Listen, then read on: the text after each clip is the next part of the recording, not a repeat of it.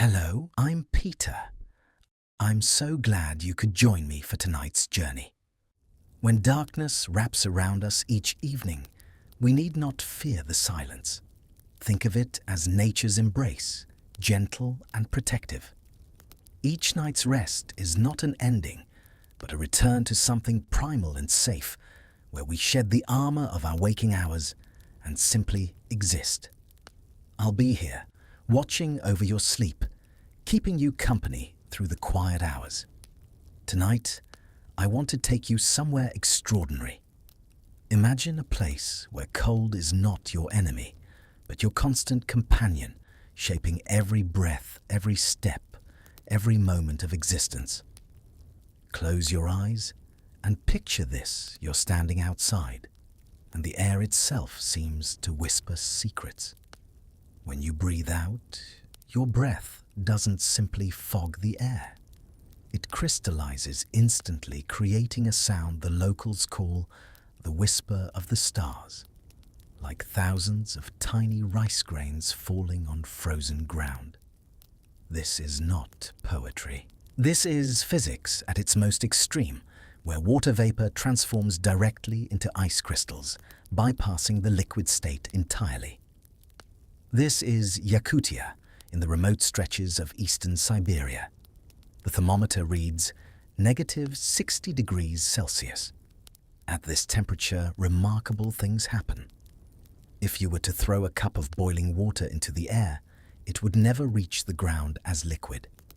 Instead, it would explode into a cloud of snow, evaporating and freezing simultaneously in a spectacle that defies our everyday understanding. Touch your bare skin to metal, and within seconds you would be bonded to it as surely as if glued your flesh, freezing to the surface faster than you could cry out. And yet, 300,000 people call this home. They raise children here. They grow old here. They have transformed what should be uninhabitable into a place of ordinary life. While much of the world considers anything below freezing to be harsh winter, the people of Yakutia have engineered their entire existence around temperatures that would kill an unprepared person within minutes. Schools remain open until the thermometer drops below -52 degrees. Cars never stop running from November through March, their engines idling day and night, because restarting them would be impossible. Children eat ice cream at -40 degrees, not as a treat, but as a way to warm their bodies from the inside out. The paradox making perfect sense in a place where normal rules bend and break. The ground beneath their feet has been frozen solid for thousands of years. They call it permafrost, and it extends down 1,500 meters, in some places deeper than the tallest buildings are tall. You cannot dig graves here in winter. The earth is harder than concrete, impervious to shovels and picks. Even rivers freeze solid enough to become highways for massive trucks, carrying goods across what should be impassable terrain. This is not a story of survival against nature. This is a story of partnership with it, of understanding cold so intimately that it becomes as familiar as warmth is to us. Tonight, we're going to explore how human beings have not merely endured, but thrived in Earth's coldest inhabited place, where adaptation means everything, and where winter lasts 9 months of every year. So settle deeper into your comfort wherever you are right now. Feel the warmth around you, the softness of your bed or chair. Let that contrast accompany you as we journey together into the freezer of the world, where the cold has shaped not just the landscape, but the very essence of what it means to be human. The road ahead is long, the cold profound, but we'll travel it together at a gentle pace, discovering warmth in the most unexpected places. Let's begin. There is a road in Siberia that remembers. It stretches for more than 2,000 kilometers through taiga forests and over mountain passes connecting the port city of Magadan on the Sea of Okhotsk to the interior settlements of Yakutia. Officially, it bears the designation R504. But everyone who drives it knows its other name, the one that tells its true story, the Road of Bones. Picture yourself driving this route on a January morning. The sky has that peculiar quality of winter light in the far north, a pale blue luminescence that never quite becomes bright, as if the sun itself is tired. Your vehicle's engine has been running for 72 hours straight. You dare not turn it off. Around you, the landscape is an endless repetition of snow-covered hills and skeletal trees, dark trunks against white ground stretching to every horizon. You are not alone on this journey. That is the first rule of the Kolyma Highway: never travel solo. The second vehicle in your convoy follows a careful distance behind, close enough to help if needed, but far enough to avoid accidents on the ice. Because if your truck breaks down here, if your engine dies and you cannot restart it, you have perhaps 30 minutes before the cold becomes lethal. No amount of layered clothing can protect you indefinitely when the temperature hovers at -55. But this road remembers a time when breaking down meant something far worse than a quick death from exposure. In the 1930s, Joseph Stalin's Soviet Union identified Siberia as a treasure house of natural resources. Gold, silver, tin, uranium, and timber lay waiting in quantities that could fuel an empire.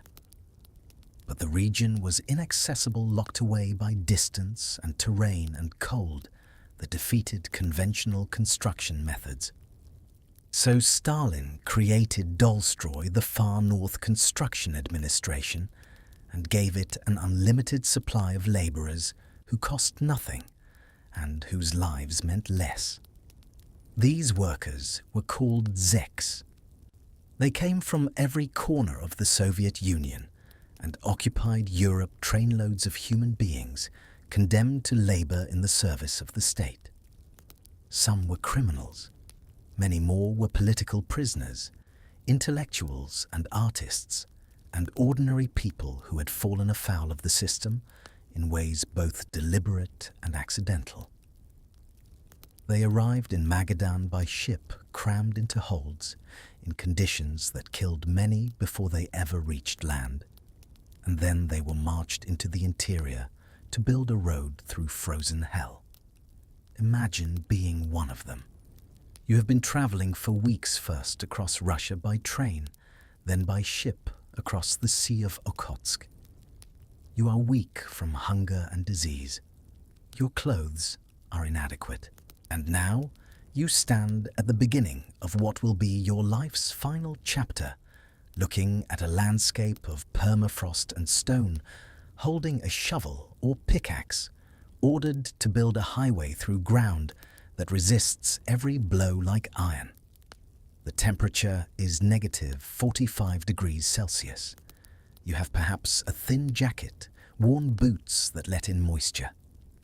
Your daily food ration is 600 grams of bread, if you meet your work quota, less if you fail. There is no shelter except what you build yourself from branches and snow. There are no machines to help you. Everything must be done by hand prisoners, swinging tools against earth so hard that the vibrations travel up through wooden handles into arms and shoulders, jarring bones, splitting calluses into fresh wounds that freeze before they can bleed properly. The death toll was enormous. Official Soviet records, which minimized everything, acknowledged 130,000 deaths in the Kolyma region. Independent historians believe the true number exceeded 1 million. The math tells its own story. 1 human life for every meter of road-built bodies, accumulated faster than they could be buried, which would have been impossible anyway in ground that refused to accept them. So they went into the road itself. When permafrost is your foundation, it becomes a natural preserver, keeping everything locked in its frozen embrace for generations. The bodies of prisoners were laid in roadbeds and covered with earth and gravel, becoming quite literally part of the infrastructure. As decades passed and the road required maintenance and widening construction, crews found them still preserved in the ice, still wearing their prison clothing, their faces still showing the final exhaustion that claimed them. This is why they call it the Road of Bones. You drive over a cemetery that has no markers, no names, just the endless kilometers of pavement under which rest the remains of people whose only crime, in many cases, was being in the wrong place when history turned dark. Today, the road is maintained and somewhat improved.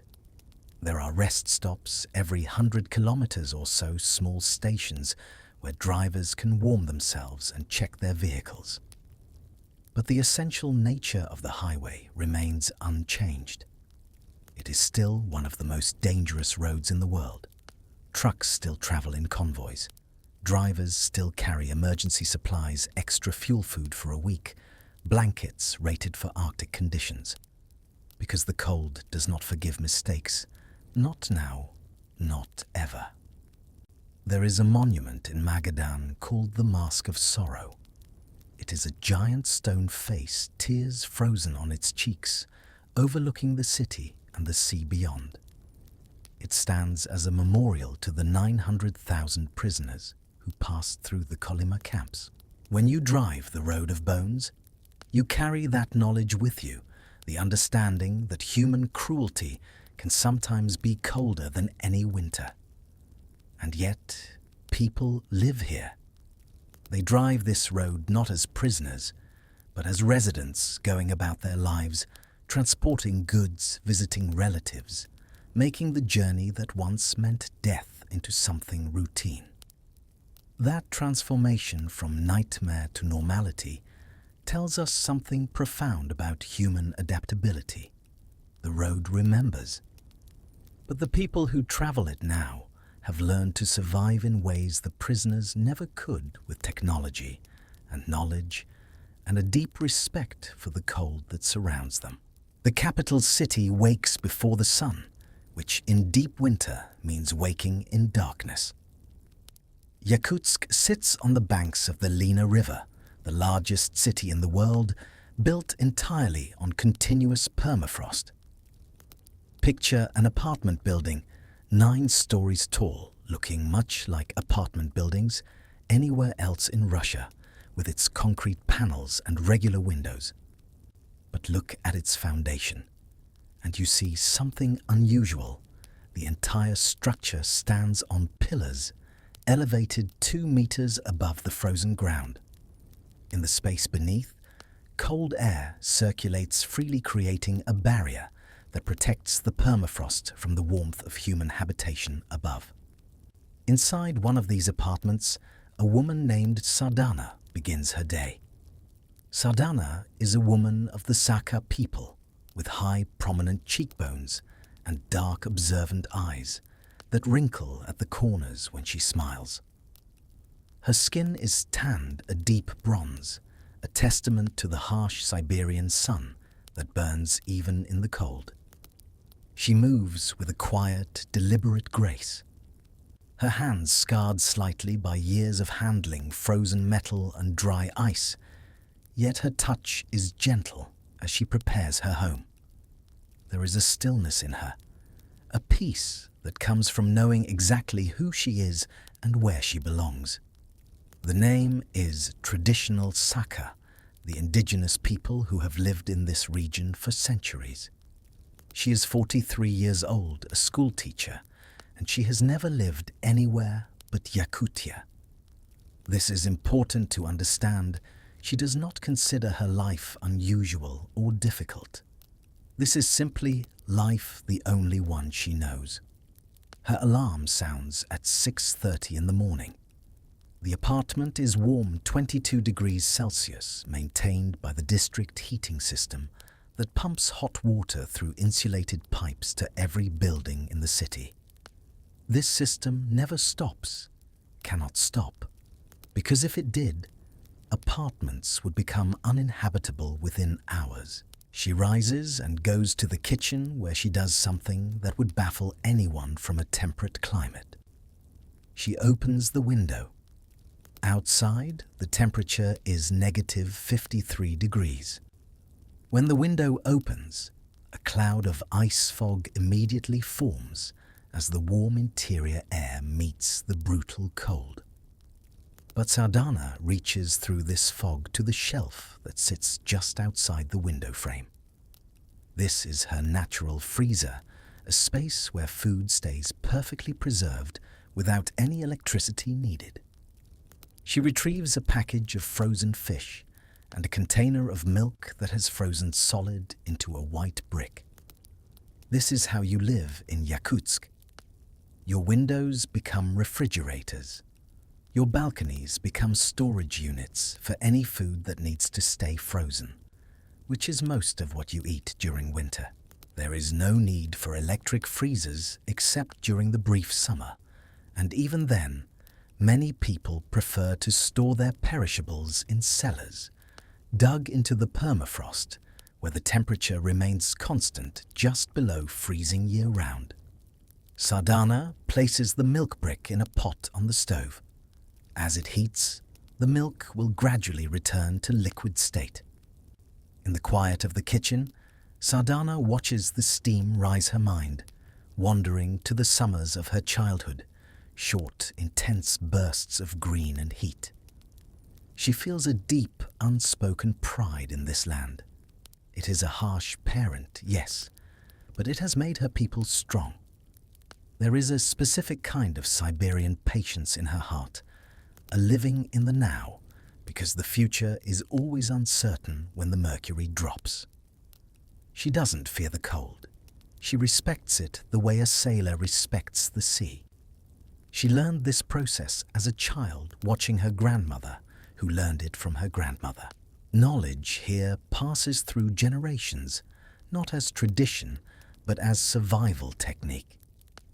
You learn that meat should be stored in large pieces to minimize surface area exposed to air.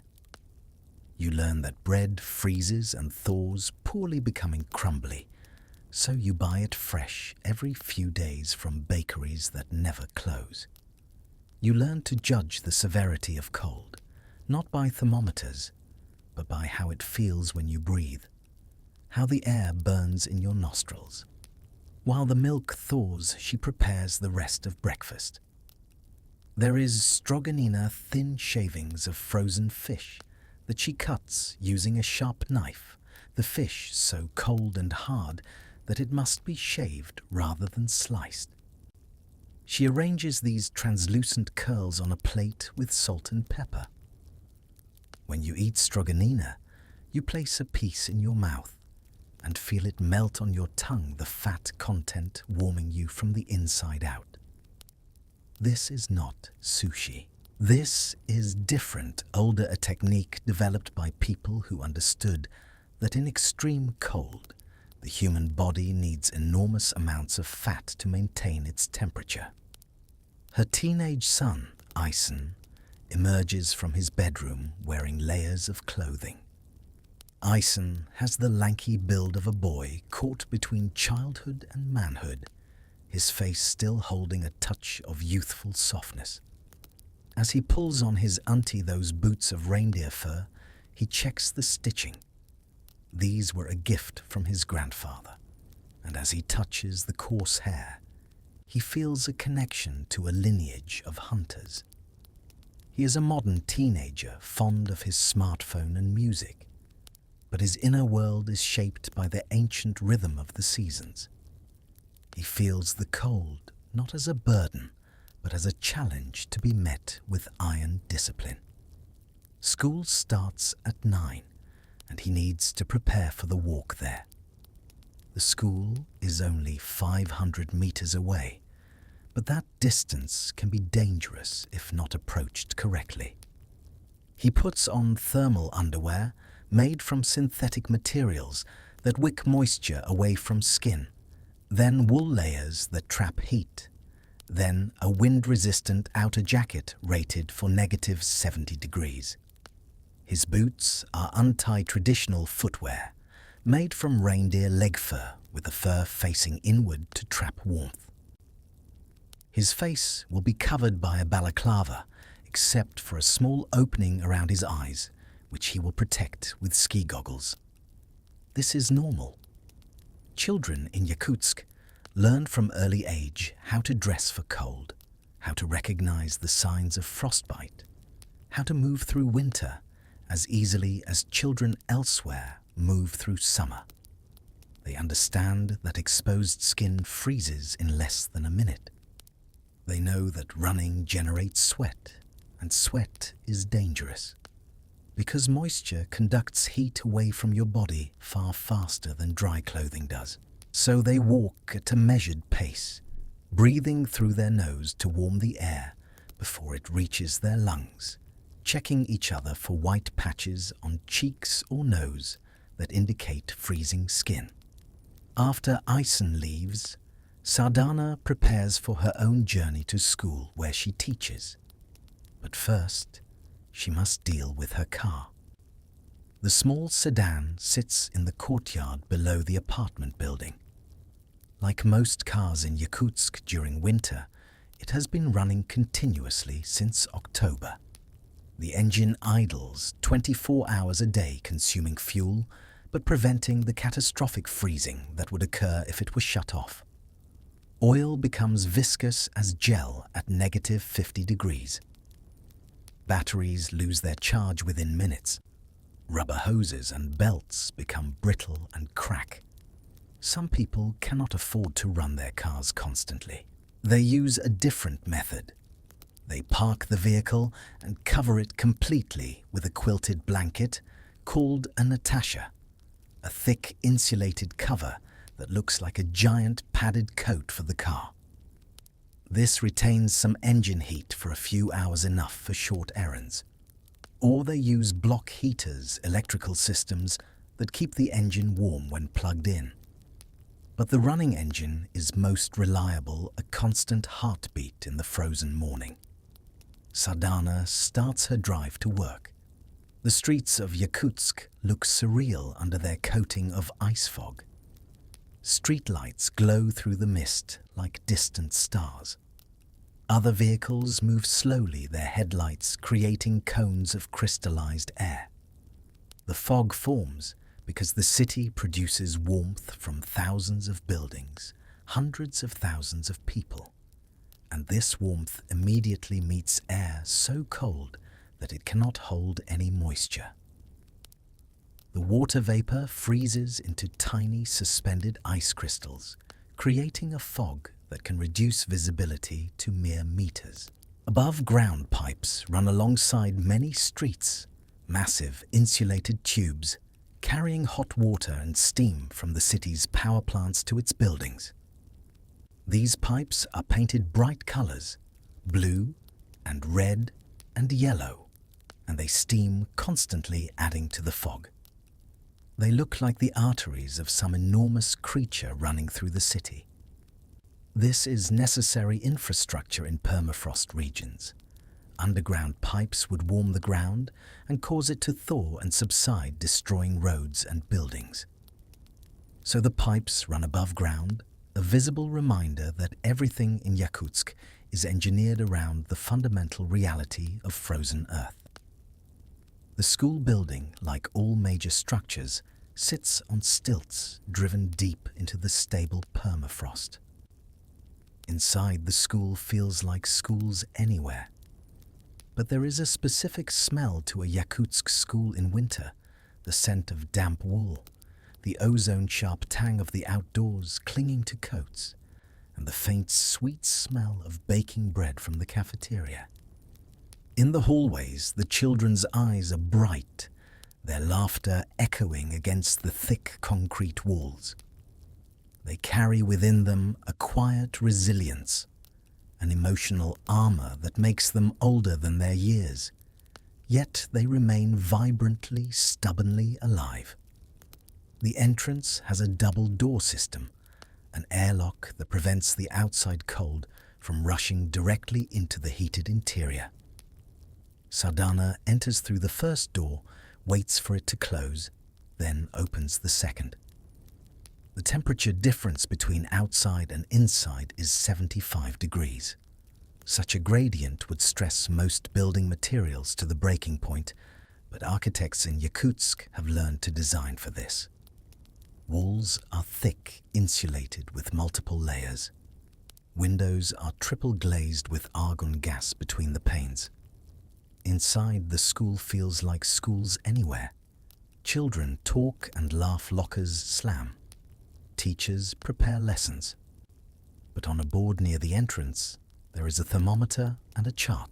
When the outside temperature reaches negative 52 degrees, school is cancelled for younger children. At negative 55, it closes for everyone. This happens perhaps 10 or 12 days each winter, the only acknowledgement that even here, even for people born into this cold, there are limits to what human bodies can endure while walking through exposed air. Sadhana teaches geography, which has a particular irony in this place. She shows her students maps of the world's tropical regions and temperate zones, places where winter means rain instead of snow, where temperatures hover near zero, and people consider that cold. Her students look at these maps with curiosity and sometimes disbelief. Many of them have never been farther south than Yakutsk. They cannot imagine warmth the way people in warm climates cannot imagine this cold. But she also teaches them about their own region, about Yakutia's place in the world. She tells them that their homeland is roughly the size of India, but contains fewer than 1 million people.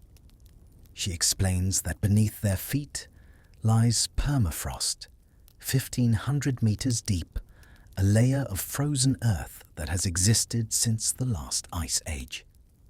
She teaches them that Yakutia is warming faster than almost anywhere else on Earth, that the permafrost is beginning to thaw, and that this will change everything about how they live. This last point is not abstract. In recent years, buildings have begun to lean and crack as the ground beneath them softens. Roads develop sudden sinkholes. The beautiful old wooden houses in the city center, built in the 19th century on techniques perfected over generations, are tilting and settling unevenly. 60% of Yakutsk's buildings show some form of damage from permafrost degradation.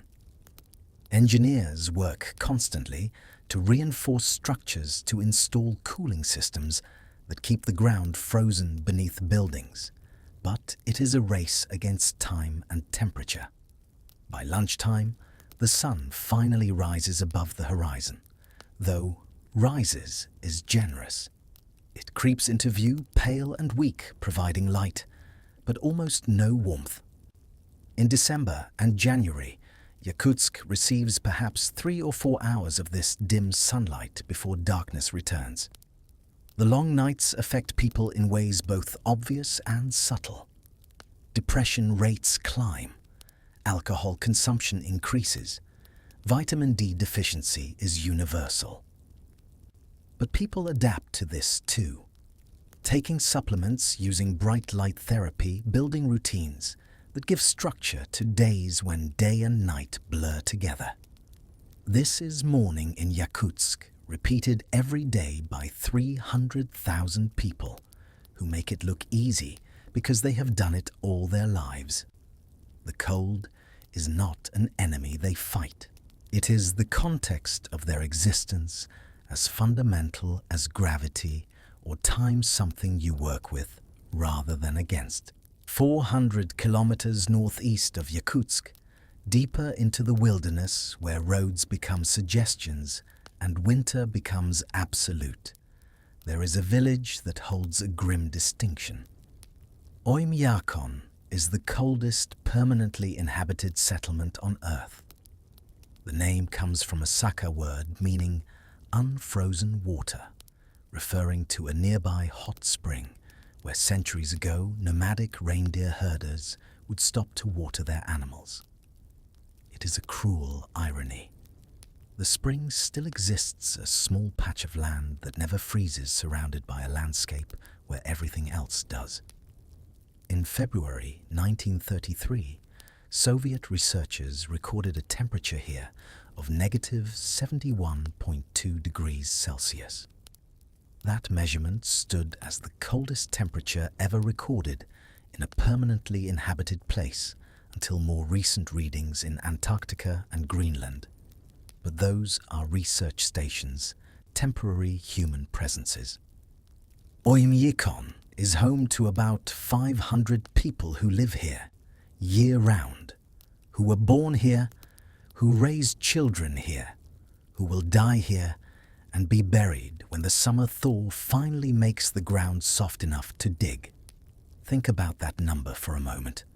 Negative 71 degrees. That is colder than the average surface temperature of Mars. At that temperature, breath freezes instantly into ice particles that tinkle as they fall. Exposed skin dies in less than 60 seconds. Steel becomes brittle and can shatter like glass. Rubber disintegrates. Ink freezes inside pens. Batteries are useless. Gasoline can freeze in fuel lines. And yet there are children here. They wake up, eat breakfast, put on their winter clothing, and walk to school. Picture a morning in Oymyakon during the heart of winter. The sky is black at 8 in the morning because sunrise will not happen until nearly 11. And even then, it will be a brief, weak appearance of the sun before darkness returns. The village sits in a valley surrounded by mountains, a geographical trap for cold air. Dense, frigid air from the mountain slopes flows down into the basin and settles there like water in a bowl, creating a phenomenon meteorologists call a cold air pool. The valley becomes a reservoir of frozen atmosphere where temperatures can fall lower than anywhere else at the same latitude. Anatoly is 7 years old. He is a small boy with a round, wind-burned face and a button nose that is perpetually pink. When he stands ready for school, he looks like a miniature warrior of the north. His eyes, dark and curious, peek out from his balaclava like those of a forest animal. Despite the brutal world outside, his inner life is filled with warmth. He thinks of the hot tea waiting for him, the stories his grandfather tells of the great frost spirit, and the way the snow sparkles like diamonds under the moonlight. To Anatoly, the world is a place of magic, even if that magic can freeze a bird mid-flight. He lives with his grandparents in a small wooden house that sits on stilts like all buildings in permafrost regions. The house has triple-pane windows and walls insulated with sawdust and felt traditional materials that work as well as anything modern.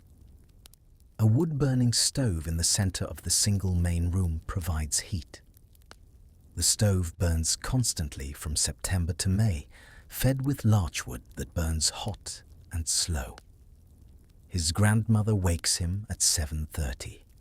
He dresses in bed under the blankets because even inside the house, away from the stove's immediate radius, the air is cold enough to see your breath. He puts on wool underwear, then a wool shirt and pants, then an outer layer of water-resistant material, then his school clothes over all of that. By the time he is finished, he looks almost spherical, padded in every direction. Breakfast is simple and high in fat. Reindeer meat frozen and stored outside, brought in the night before to thaw slightly.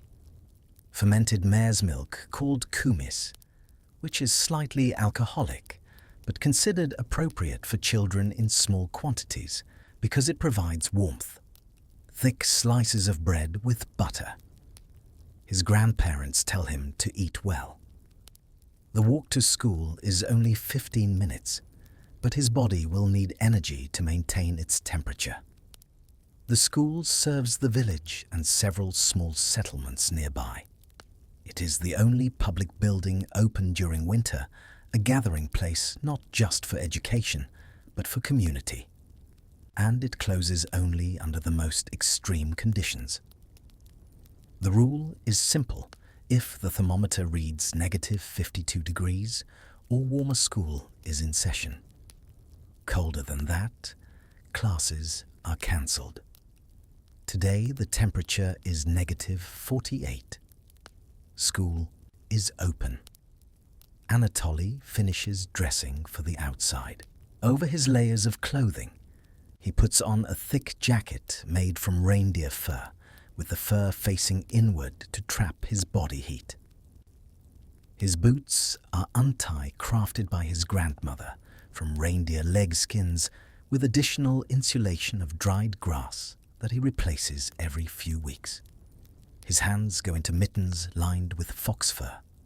His face is covered by a balaclava with only a narrow slit for his eyes, which he protects with goggles. He looks like a small astronaut preparing to step onto an alien world. And in a sense, he is. The environment outside his door is as hostile to human life as outer space. The only differences are that he can breathe the air and gravity still functions normally. Everything else wants to kill him. His grandmother opens the front door and the cold enters like a physical presence.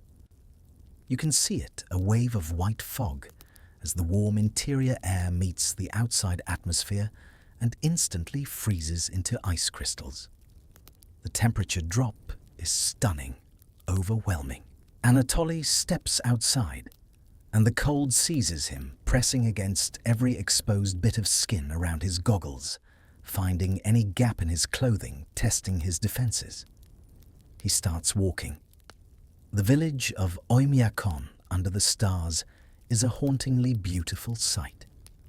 The wooden houses, dark and sturdy, are nearly buried in snowbanks that reach the eaves. Plumes of white smoke rise straight up from every chimney, like silver pillars supporting the black vault of the sky. There are no shadows, only the soft, ethereal glow of the whisper of the stars. Anatoly feels small in this vastness, a tiny spark of life in a frozen universe, yet he feels safe. He knows every fence post, every frozen stream. This land is not a void. It is a map of his family's history. The snow beneath his feet is not like snow in warmer climates. It does not pack or compress. At these temperatures, snow is more like sand, dry and squeaky, each step producing a crunching sound. The air is absolutely still. Wind is rare in Oymyakon during the coldest months, because wind requires temperature differences to drive it, and everything here is uniformly frozen. Other children emerge from their homes, small bundled figures trudging toward the school building. They walk at a steady pace, not too fast, because exertion produces sweat, which is dangerous. Sweat means moisture, and moisture conducts heat away from your body.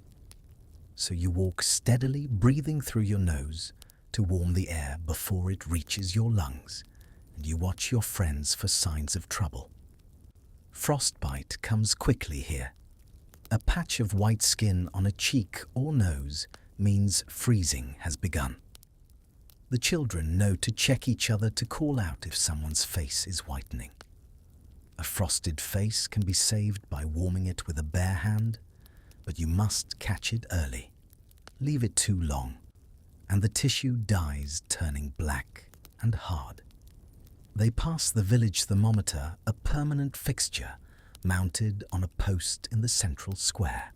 It is a large dial, easy to read from a distance.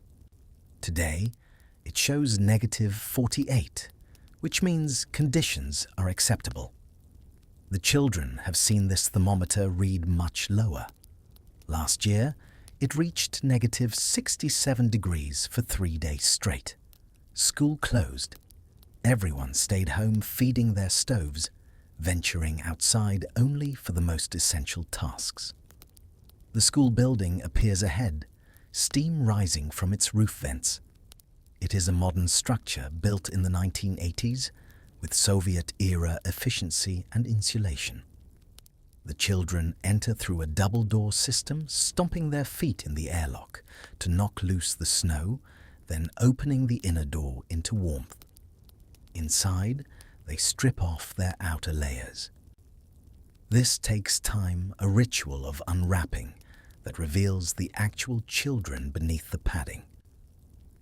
Their faces are red from the cold, their hair damp with condensation that formed when warm breath met frozen fabric. They hang their clothing on special heated racks that will dry everything before the end of the school day. The classroom is warm and bright, almost tropical compared to outside. The children learn mathematics and reading and history, the same subjects children learn everywhere. But they also learn things unique to this place. They learn the signs of hypothermia and how to treat it. They learn how to read the sky for signs of coming weather, though weather here is a relative term. It is always cold, just varying degrees of cold. They learn about their ancestors, the indigenous Saka people who survived here for thousands of years, before modern heating and insulated clothing existed. There is a photograph on the classroom wall taken in 1933, when the record low temperature was recorded. It shows a group of men standing outside dressed in traditional fur clothing, their faces barely visible beneath hoods and wrappings. The thermometer in the photograph shows the -71 degrees. These men look at the camera with expressions that are hard to read, but seem to say, "This is life. This is normal. We endure." At lunchtime, the children eat a meal provided by the school. Hot soup, always. Meat, usually reindeer or fish.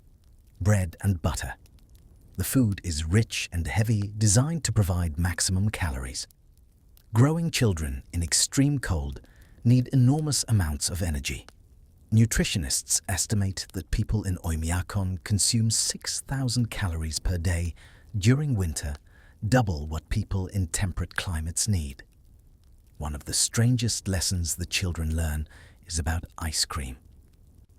As Anatoly bites into the frozen treat, he feels a surge of joy. It is a moment of pure sensory rebellion against the environment. The sweetness on his tongue, the cold of the treat meeting the cold of the air. It is a reminder that life is meant to be enjoyed, not just endured. In his heart, he carries the secret of Siberia, that the colder it gets outside, the brighter the fire must burn within. He walks home as the twilight settles, a small bundled figure containing an unquenchable warmth. In warmer places, ice cream is a summer treat, something cold and refreshing. Here, ice cream is a winter food.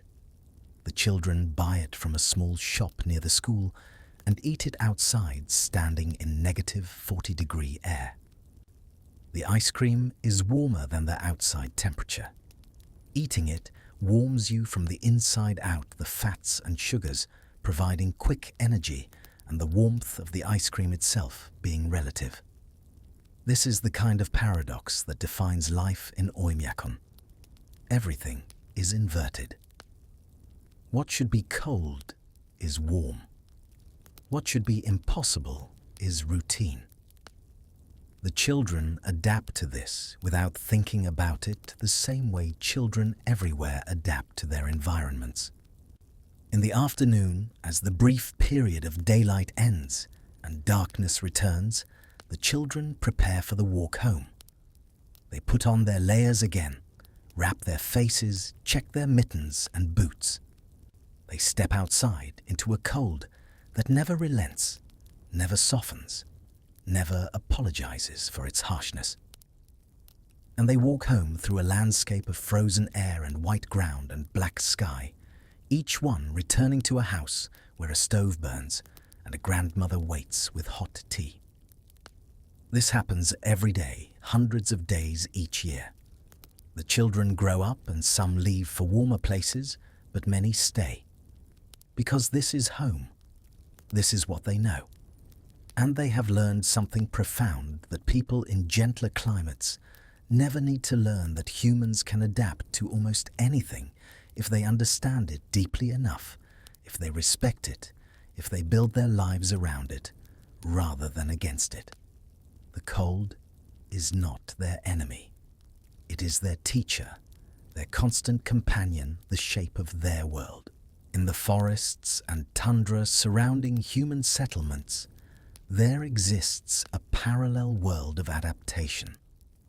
The animals of Yakutia have solved the same problem humans face: survival at temperatures that should be impossible for warm-blooded creatures.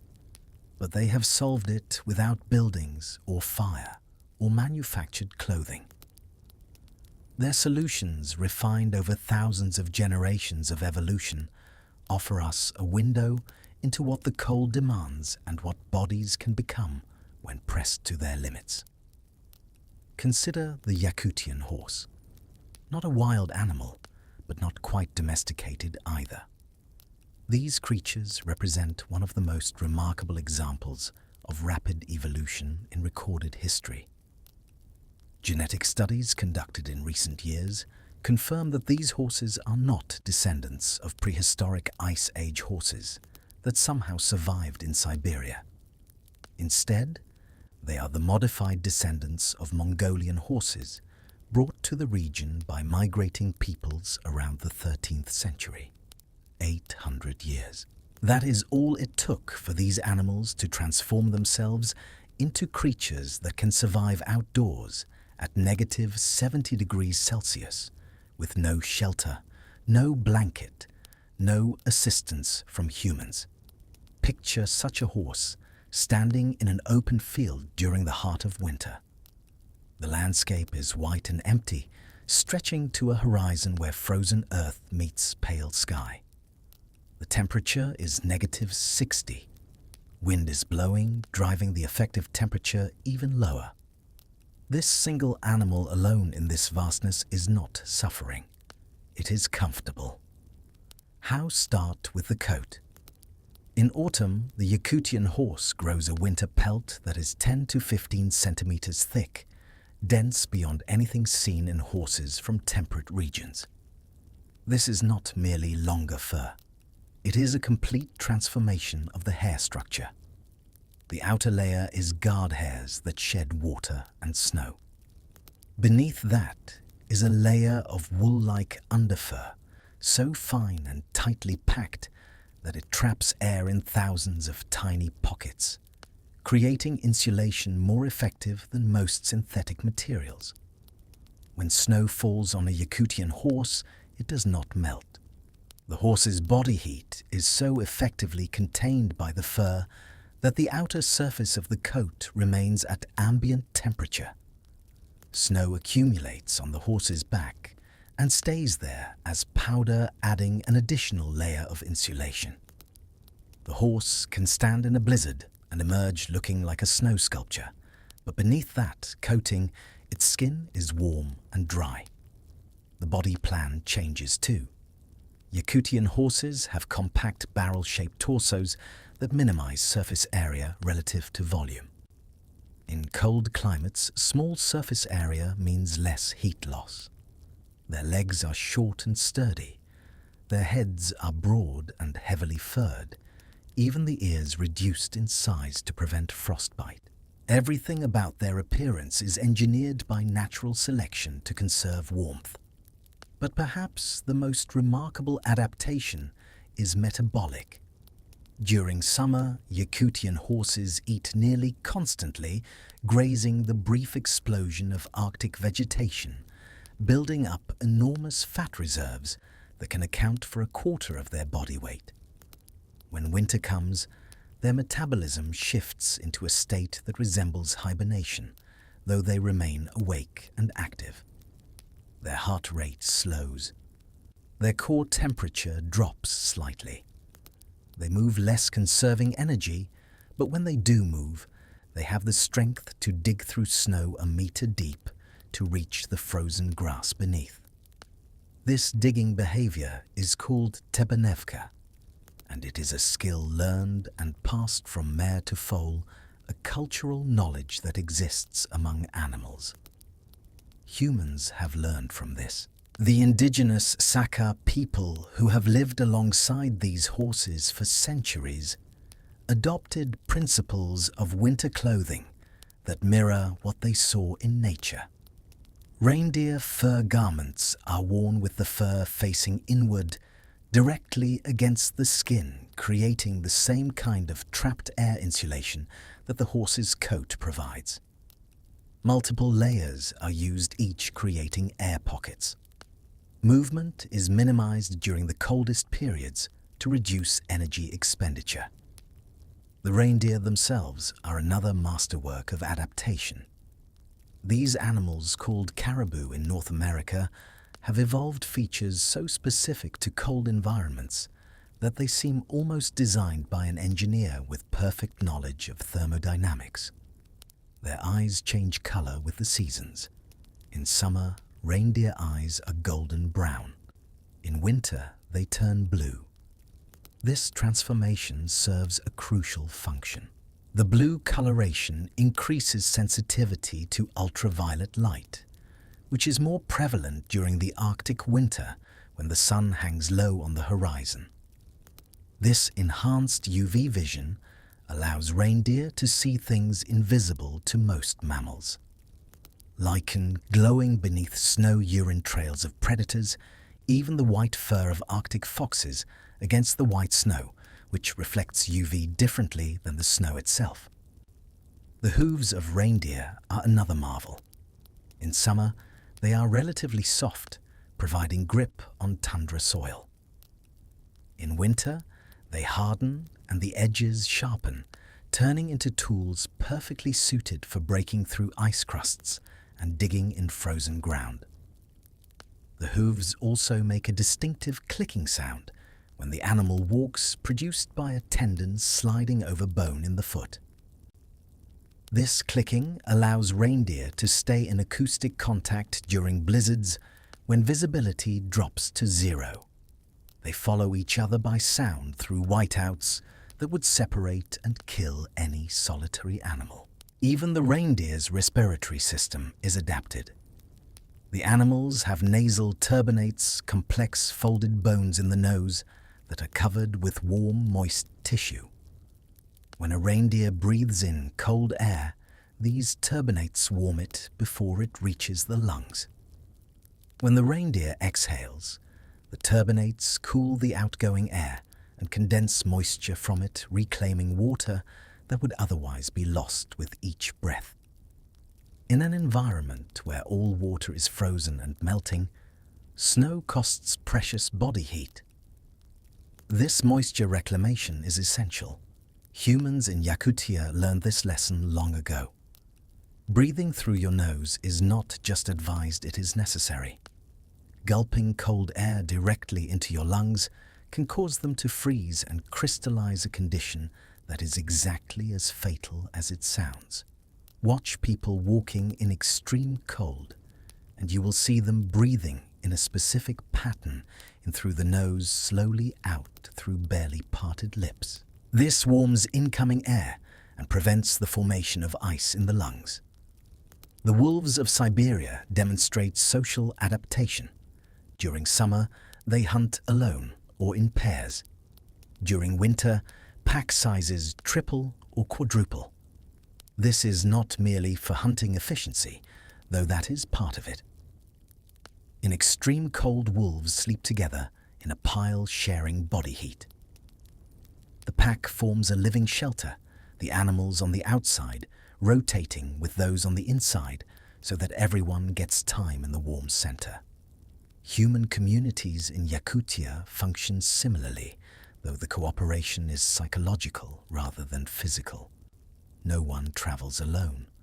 No one is left to face the cold without backup. If a car breaks down on the Kolyma highway, the next vehicle to pass will stop to help. No questions asked, no payment expected. This is not kindness in the usual sense. It is survival strategy raised to the level of social law. Help others because you will need help. Maintain the community because being expelled from it means death. Even insects have their strategies. Researchers have found beetles and other arthropods in Yakutian soil that can survive being frozen solid. Their cells contain natural antifreeze proteins and high concentrations of glycerol, preventing ice crystals from puncturing cell membranes. Some species can withstand temperatures below -60 degrees, entering a state of suspended animation where all biological processes stop. When spring finally comes, they thaw and resume life as if no time had passed. This freeze tolerance inspired research into cryopreservation, the science of freezing biological material for long-term storage. Blood banks, organ transplant programs, even the preservation of endangered species DNA all owe something to the study of how life survives in places like Yakutia. The natural world here teaches a fundamental lesson. Extreme environments do not eliminate life. They transform it. They force innovation at the genetic level, producing solutions that seem impossible until you examine them closely and realize they are simply inevitable. When the cost of failure is death, and the reward for success is survival long enough to reproduce, evolution becomes a relentless force grinding toward optimization. Humans are part of this system. We evolved in Africa in warmth, but we have spread to every climate on Earth, including this one. We did it through culture and technology rather than genetic change, but the principle is the same. Adaptation is not optional. The cold demands it, and those who cannot adapt do not last long enough to call this place home. As the winter sun makes its brief appearance above the horizon, casting long blue shadows across the frozen landscape, the animals continue their routines. Horses paw through snow for grass. Reindeer migrate in clicking herds. Wolves den in the hills waiting for darkness and the hunt.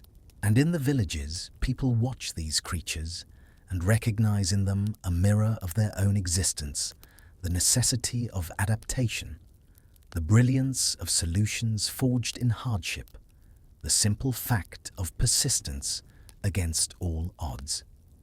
Pause for a moment and imagine standing quietly on the edge of a vast Yakutian meadow at twilight.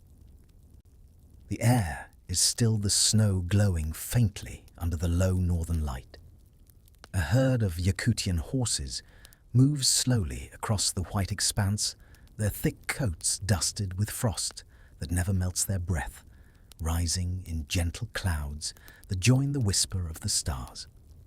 Nearby, reindeer graze their eyes a deep winter blue, seeing a world of hidden light that we can only imagine. In the distance, a wolf pack glides silently bound by the same unbreakable law of togetherness that guides the people in the villages below. There is no struggle here, only harmony, a quiet, ancient rhythm where every creature, human and animal alike, has found its place within the cold. In this shared dance of endurance, we see something profoundly peaceful life, not conquering the ice, but becoming one with it, turning the harshest world into a cradle of quiet strength and unspoken beauty. This is the deepest lesson of Yakutia, not triumph over nature, but a gentle, enduring partnership that warms the spirit long after the body has adapted. Food in Yakutia is not merely sustenance. It is engineering, a carefully calculated system of calories and chemistry designed to keep human bodies functional in an environment that wants to shut them down. Imagine walking through the central market of Yakutsk on a January morning. This is not a market in the traditional sense with stalls and vendors calling out their goods. It is more like a frozen museum of food, a collection of objects so hard and cold that they barely seem edible, arranged in orderly rows under the open sky. There are fish, hundreds of them, standing upright like soldiers on parade. They are frozen so solid that they could be used as clubs. Their eyes are glassy, frost rimed their mouths open in permanent surprise. These are whitefish and omul pulled from the Lena River through holes cut in ice 2 meters thick. They were alive yesterday, or perhaps last week. But the moment they emerged from the water into air that was 60 degrees colder than their blood, they froze in minutes. Now they stand here perfectly preserved by the cold, requiring no refrigeration because the entire world is a freezer. Beside the fish are blocks of frozen milk stacked like white bricks. In warmer climates, milk is liquid perishable, requiring careful temperature control. Here, milk is a solid you carry home in a bag and cut with a saw. You take a piece, heat it gently on the stove, and watch it return to liquid form. Children grow up thinking of milk as something that changes state from solid to liquid to solid again with the seasons. There are massive slabs of meat horse and reindeer and cattle, their surfaces glazed with ice crystals that glitter in the weak sunlight. The meat is hard as stone. You cannot cut it with a normal knife. Instead, vendors use electric saws producing steaks and roasts in clouds of frozen meat dust. The sound is like carpentry, not cooking. But the centerpiece of Yakutian cuisine, the food that defines this culture more than any other, is stroganina. The word comes from the Russian verb stroget, meaning to shave or plane like a carpenter planes wood. And that is exactly what you do with stroganina. You take a frozen fish whole and rock hard, and you shave thin strips from its flesh using a sharp knife. Picture this process. A vendor holds a large white fish by its tail. The fish is so frozen that it does not bend or flex. It is a solid object. Using a broad-bladed knife, the vendor draws long strokes along the fish's side, each pass producing a curl of frozen fish flesh, translucent and delicate as tissue paper. These curls are arranged on a plate with salt black pepper and sometimes a squeeze of lemon juice. You eat stroganina while it is still frozen. Pick up a curl of fish with your fingers, dip it in salt, place it in your mouth. At first, it is cold and hard, but within seconds the warmth of your mouth begins to melt it. The texture transforms from icy to tender. The flavor blooms clean and sweet with an oily richness from the fish's fat content. That fat is crucial. It provides concentrated calories, and it generates a sensation of warmth as your body metabolizes it. This is not about taste in the aesthetic sense, though stroganina can be delicious. This is about survival. A serving of stroganina can contain more than 1,000 calories, most of them from fat. In temperatures where your body burns 6,000 calories a day, just maintaining its core temperature, every meal must be an exercise in energy density. The indigenous Saka people developed stroganina centuries before refrigeration existed anywhere in the world. They understood that fish frozen quickly at extreme temperatures remains fresh indefinitely. No bacteria can grow. No decomposition occurs. The cold is not just preservation, it is a kind of time suspension. Fish caught in November will taste the same in April, still perfect, still nutritious. Other foods follow similar logic. Frozen berries collected during the brief summer are stored outdoors in sacks remaining edible for years. Butter is kept in blocks that could break a toe if dropped. Bread freezes into shapes so hard you could build with them, though frozen bread loses its texture and is generally avoided. Root vegetables like potatoes and carrots are stored in cellars, dug into permafrost, where the temperature remains just below freezing year-round cold, enough to preserve but not cold enough to rupture the cells with ice crystals. But perhaps the strangest aspect of food culture here is the relationship with cold itself as a cooking tool. In warmer climates, freezing is the end state of food preservation, the coldest you can make something. In Yakutia, freezing is the baseline. Food storage operates backward from what most of the world knows. The question is not how to keep food cold, but how to keep it from getting too cold, or how to thaw it properly. Take butter as an example. Butter stored at -50 degrees becomes so hard that it is difficult to work with. So households keep a small amount in the relatively warm kitchen, where it remains at perhaps -10 degrees, cold enough to stay solid, but soft enough to slice. The rest stays outside, buried in snow, a reserve supply that will last until spring. Meat requires even more careful management. Reindeer, when slaughtered in late autumn, is butchered into large pieces that freeze within hours. These pieces are stored whole, often suspended from racks outside the house, where they hang like bizarre ornaments. When you need meat for a meal, you do not thaw a piece. Instead, you take it still frozen and saw off what you need. The rest goes back outside immediately. Allowing meat to thaw and then refreeze damages the cell structure, making it tough and unpalatable. The economics of this food system are stark. Yakutia produces almost no food locally beyond fish and game. Everything else must be imported from thousands of kilometers away, transported by truck over the Kolyma highway, or by air freight in the brief summer when the Lena River is navigable.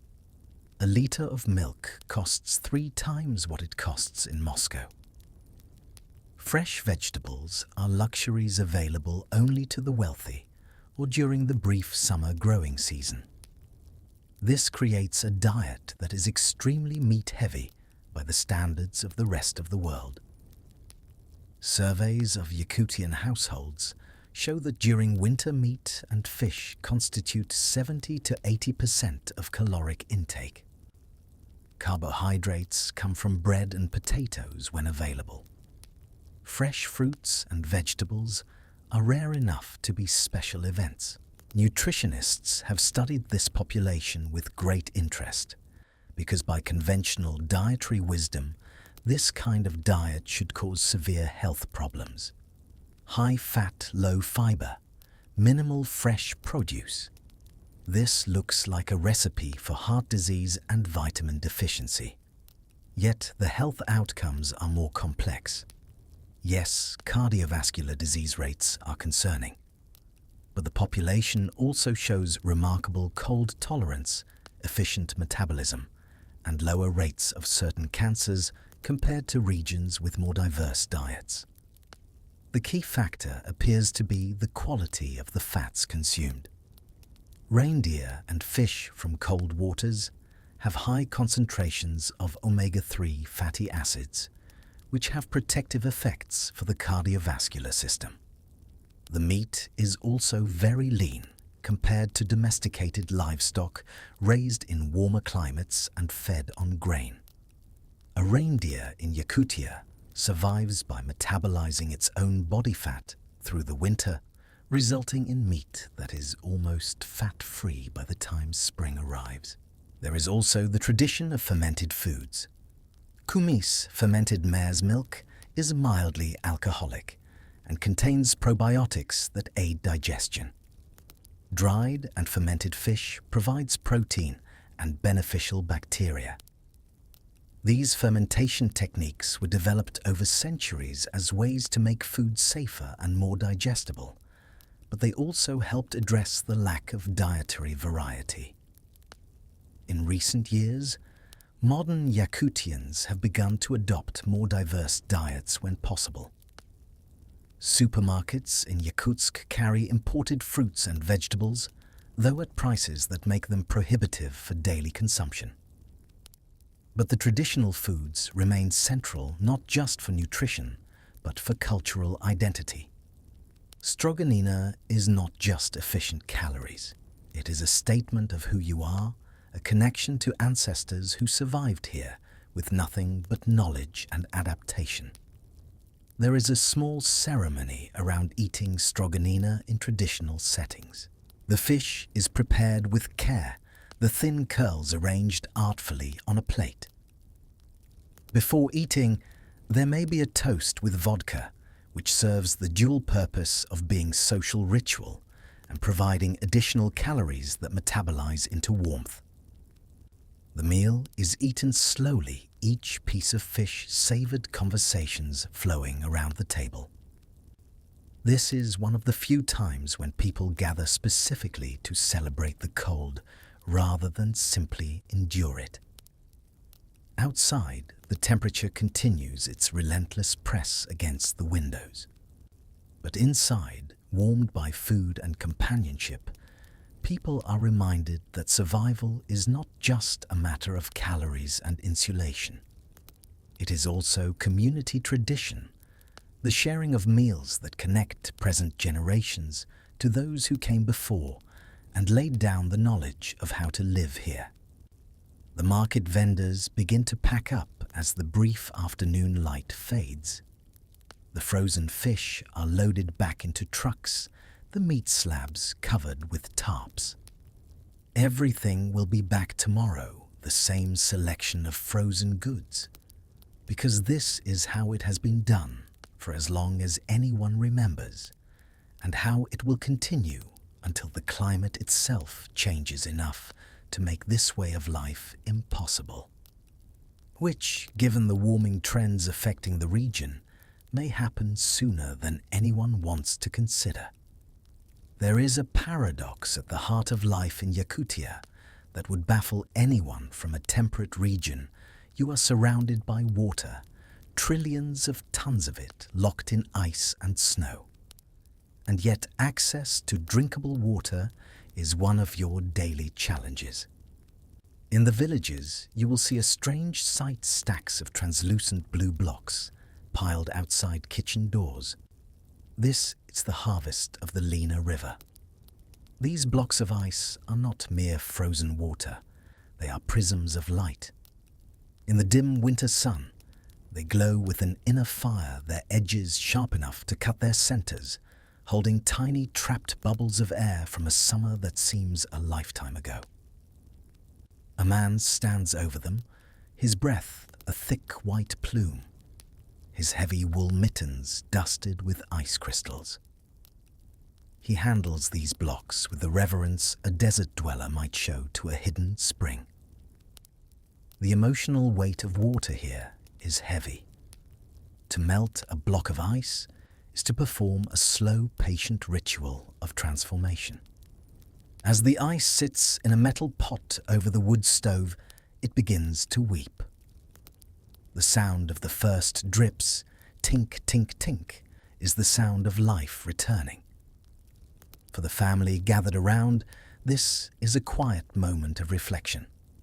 They watch the solid crystal surrender to the heat, a reminder that even the hardest circumstances can be softened with enough warmth and patience. There is no haste in this house. The pace of life is dictated by the time it takes for ice to become a cup of tea. Walk through a village on the outskirts of Yakutsk in midwinter, and you will see something that looks at first like stacks of firewood outside each house. Move closer, and you realize these are not logs, but blocks of ice cut into rectangular shapes about half a meter long, piled neatly against walls or under covered porches. This is the water supply for households without access to running water, which describes most rural settlements and even parts of the city. The ice comes from the river. Every few weeks during winter, someone from the household, usually a man, though not always, must make the trip down to the Lena. The river never freezes completely.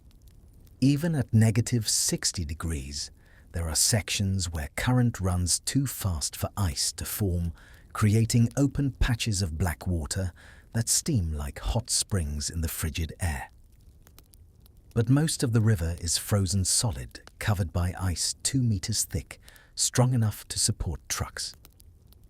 Finding good ice is a skill. You want clear ice frozen from clean water, free of sediment and air bubbles. Cloudy ice means it froze too quickly, trapping impurities. The best ice comes from areas where the river flows steadily before freezing, where the water had time to settle and clarify. Picture yourself as part of this process. You arrive at the river with a handsaw, the type used for cutting logs, and an auger to drill initial holes. The ice field stretches across the river like a vast white road. Other people are here too. Distant figures crouched over their own work sites, everyone maintaining a polite distance to avoid crowding. You drill down through the ice, the auger biting in with a grinding sound, producing curls of ice that look like wood shavings. 2 meters is a long way to drill. Your arms tire. You stop periodically to rest and breathe, careful to breathe through your nose, warming the air. Finally, the drill breaks through, and water wells up in the hole, black and surprisingly warm-looking compared to the surrounding ice. This water is still liquid because it sits beneath the insulating layer of ice, protected from the worst of the cold above. Now comes the sawing. You use the auger holes as guides to make cuts outlining blocks, perhaps 40 centimeters by 60 centimeters by 1 meter deep. The saw's teeth are specially designed for ice, wider spaced than wood teeth to prevent clogging. You saw slowly, rhythmically, and the sound carries across the frozen river, mixing with the same sounds from other workers, creating a strange winter music. When the block is free on 3 sides, you use an iron hook to tip it, leveraging it up and out of the hole. The block weighs perhaps 80 kilograms heavy, with the density of solid ice. You slide it onto a sled, the traditional kind pulled by hand, though some people now use small motorized vehicles. 1 block, then another, until the sled holds 10 or 12 a supply that will last a family perhaps 2 weeks, depending on their needs. The journey home is slow. The sled must be pulled over snow and ice, up the bank of the river through the village streets. This is work that requires strength and care. If the sled tips, the blocks scatter and you must load them again. When you finally reach your house, each block must be lifted and stacked in its storage place. So now you have ice. But ice is not water. Converting one to the other requires heat, which requires fuel, which costs money and effort. This is where the real work begins. Inside the house, there is a large metal pot kept near the stove for this purpose. Each morning, someone brings in a block of ice from outside. The block is too large for the pot, so it must be broken into smaller pieces. You use a metal wedge and a mallet, working quickly, because handling ice with bare hands is painful even inside. The pieces go into the pot, which goes onto the stove, and then you wait. Ice at -40 degrees does not melt quickly. First, it must warm to 0 degrees, which takes time and fuel. Then, it begins to transition to liquid the surface glazing water, collecting at the bottom of the pot while the bulk remains solid. The melting consumes enormous amounts of energy, the latent heat of fusion, the thermodynamic cost of breaking the crystalline structure of ice.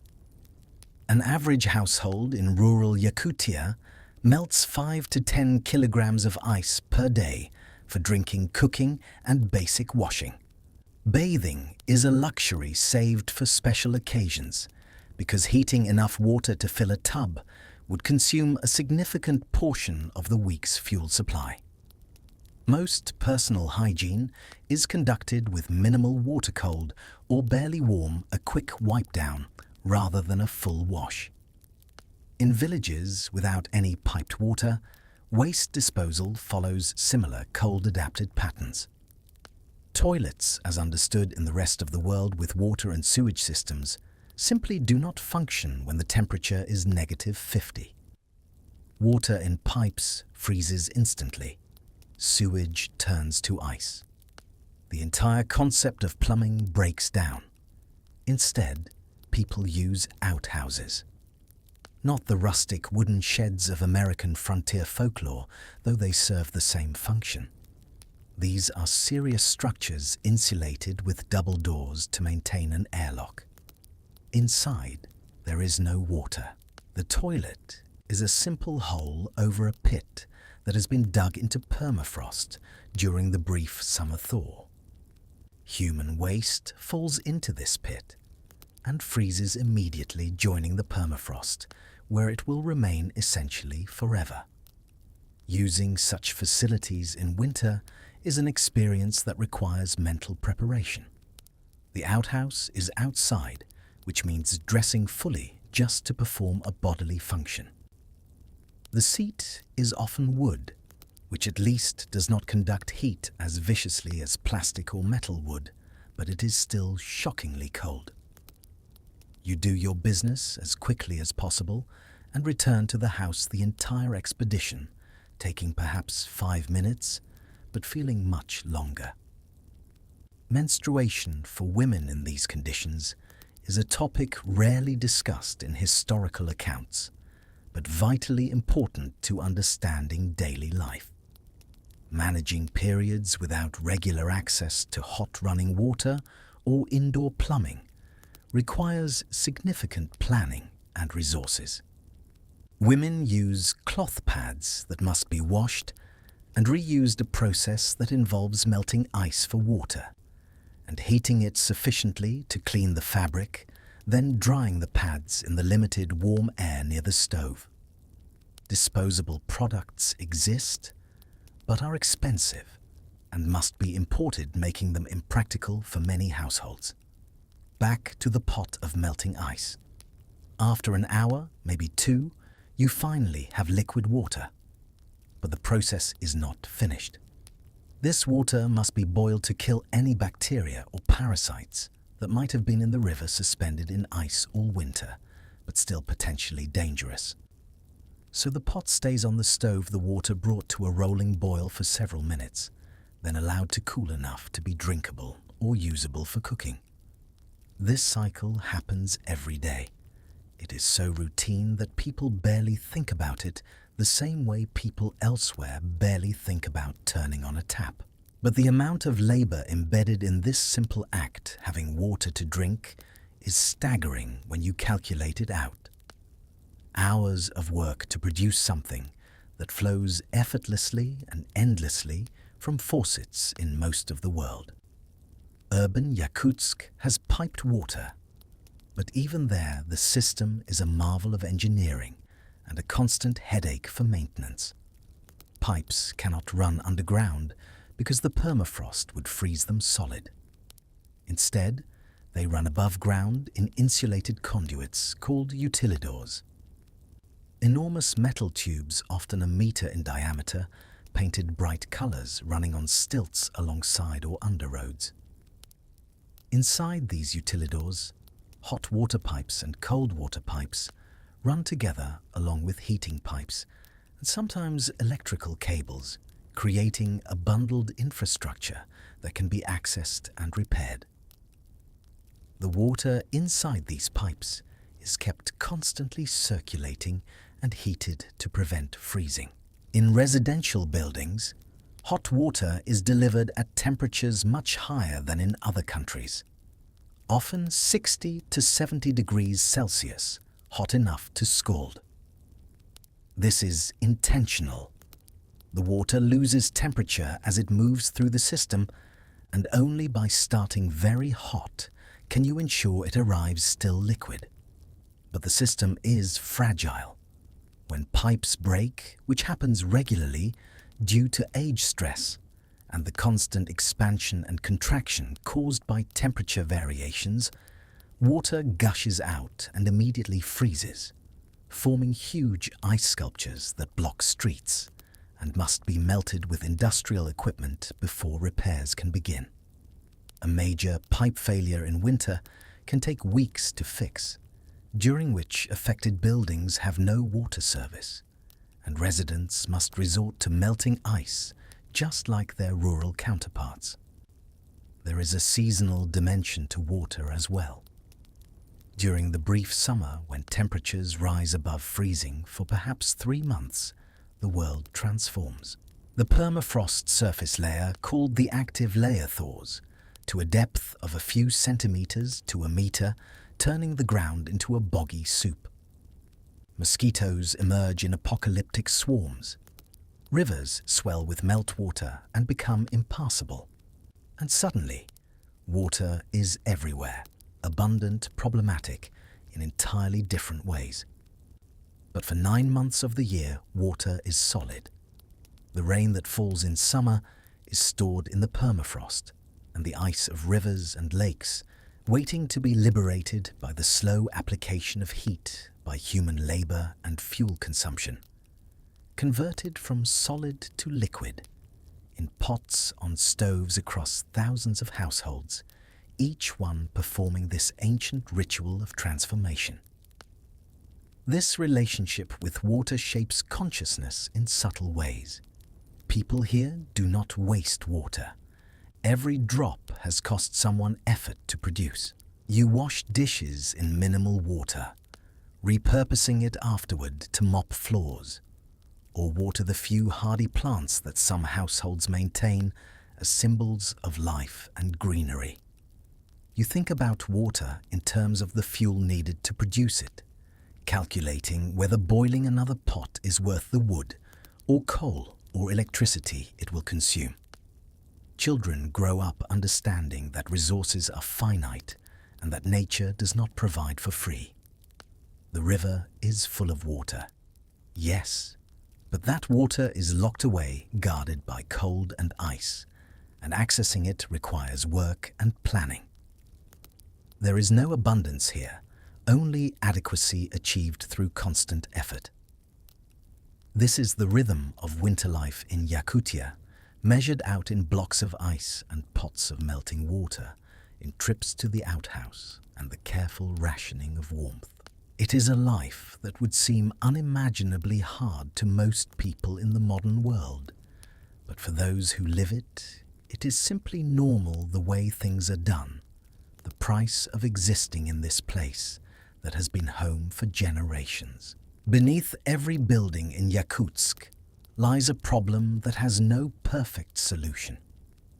How do you construct shelter on Earth that has been frozen solid for 15,000 years? Look closely at the houses in the older quarters. They are made of dark, heavy timber, their logs weathered to a deep charcoal grey by decades of biting winds.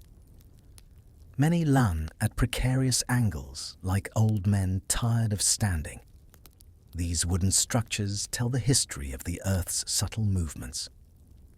In the winter night, the wood groans a deep, resonant creak that echoes through the rooms.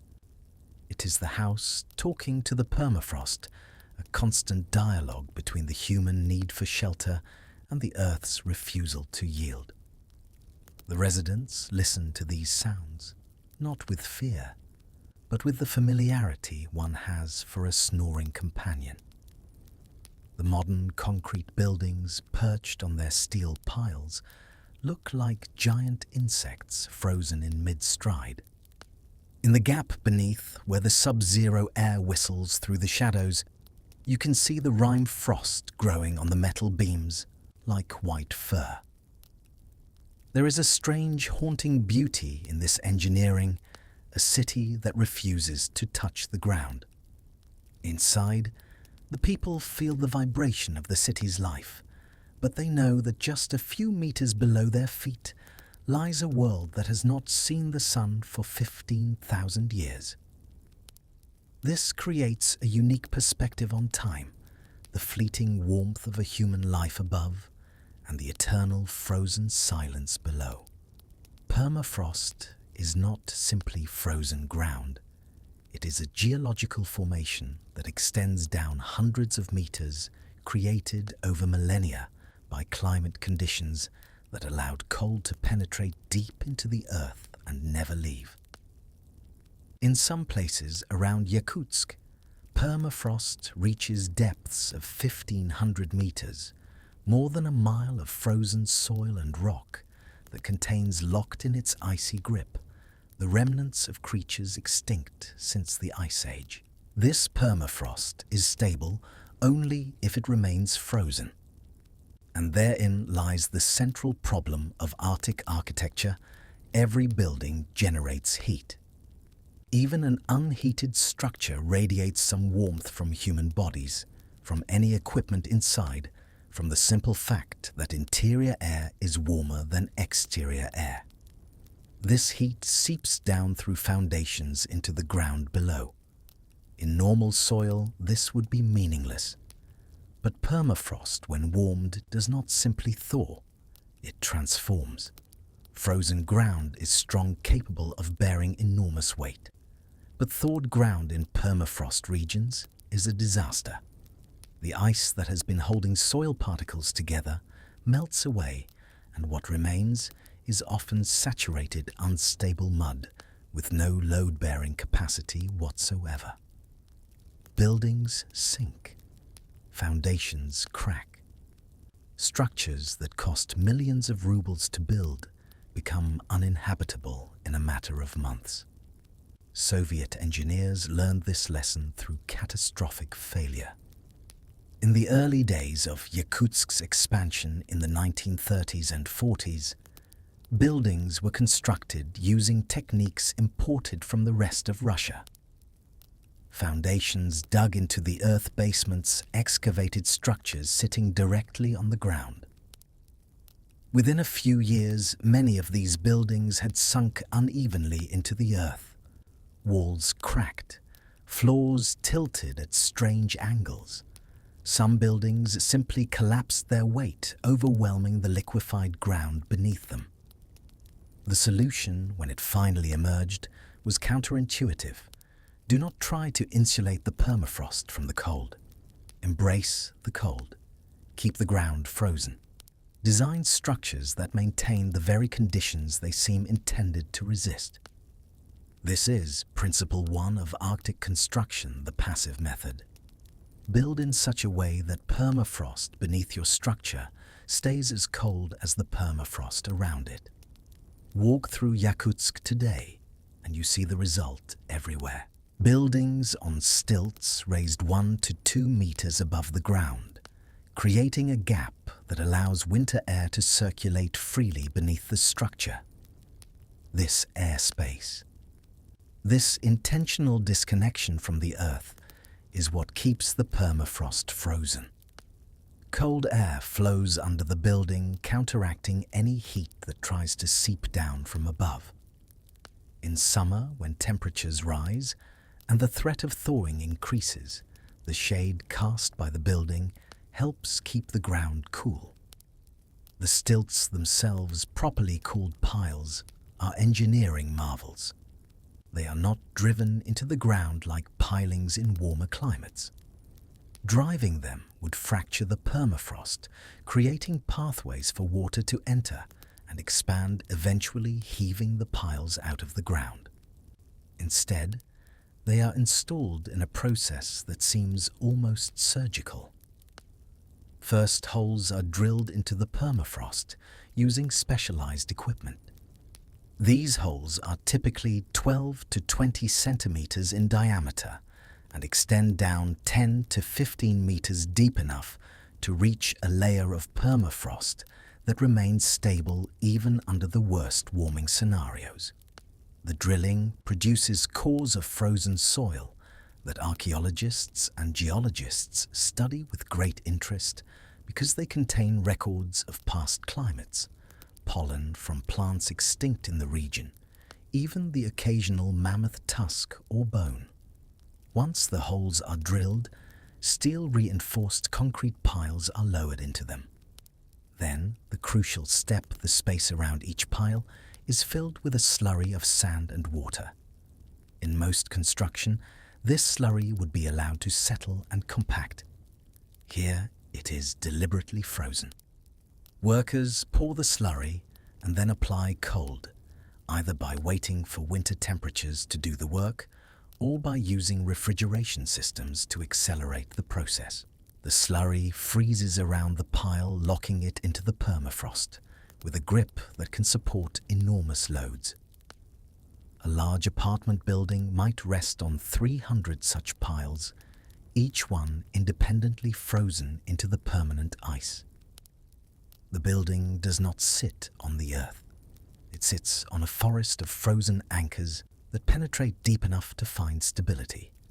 But even this is not enough, because buildings do radiate heat, and even with air circulation beneath them, there is risk of gradual warming. So engineers install thermosiphons devices that look like industrial pipes, but function as heat extractors. These are closed systems containing a working fluid, usually ammonia or carbon dioxide, that operates on the principles of phase change. The thermosiphon works like a backward heat pipe. The lower end is buried deep in the permafrost. The upper end extends above the building or into the airspace beneath it. When the permafrost begins to warm, even slightly, heat from the ground causes the fluid in the lower section to evaporate. The vapor rises through the pipe to the upper section, which is exposed to cold air. There, the vapor condenses, releasing its heat to the outside environment. The liquid then drains back down to the bottom, and the cycle repeats. This happens automatically, continuously, requiring no electricity or human intervention. As long as winter comes each year and provides the cold necessary for condensation, the thermosiphon keeps working, pulling heat out of the ground and releasing it into the air, maintaining the permafrost in its frozen state. Yakutsk today has thousands of these thermosiphons, silver pipes rising like strange mechanical flowers from the foundations of buildings. They are most active during winter when you can see frost accumulating on their upper surfaces. Visual proof that they are doing their job extracting warmth and expelling it. But all of this technology, all this careful engineering, is fighting a losing battle. Because permafrost across the Arctic is warming. Global climate change, which remains somewhat abstract in most parts of the world, is brutally concrete here. Permafrost temperatures have risen by 1 to 2 degrees Celsius over the past 50 years. That may not sound like much, but permafrost typically hovers around -5 to -8 degrees Celsius. Warming of 2 degrees brings it much closer to the critical 0-degree threshold where ice becomes water. The consequences are visible throughout the city. Surveys conducted in recent years show that more than 60% of buildings in Yakutsk show some form of structural damage related to permafrost degradation. Cracks in foundations, settling floors, doors that no longer close properly because the frame has shifted. In some neighborhoods, buildings lean at visible angles, their piles having lost purchase in softening ground. The most dramatic failures happen suddenly. A building that has stood for 30 years will, in a single summer, develop severe problems. The permafrost beneath it, weakened by years of gradual warming, finally loses its structural integrity. The building settles unevenly, dropping perhaps 20 centimeters on one side while the other remains in place. This differential settlement is catastrophic for structural integrity. Walls crack, windows shatter, the building becomes unsafe. Repairing such damage is enormously expensive. It often requires installing new piles, which means drilling through or around the existing foundation, freezing new anchor points, and somehow lifting the building back to level. The cost can exceed the original construction budget.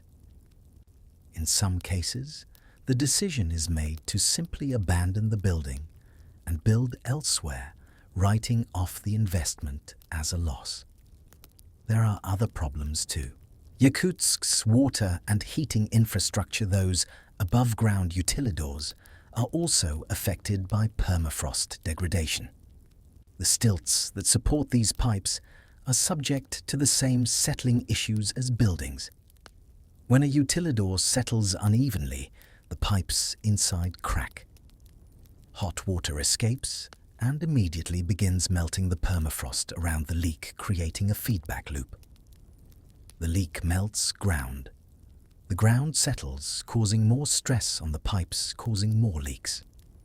Such failures can shut down heating and water to entire neighborhoods in the middle of winter. The economic impact is staggering.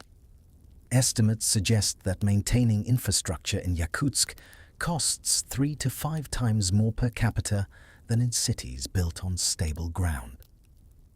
A significant portion of the city budget goes simply to preventing buildings from collapsing.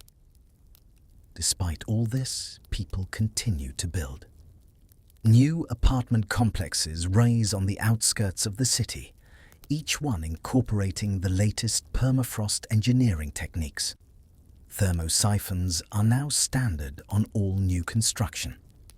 Ground-penetrating radar is used to map permafrost conditions before any building begins.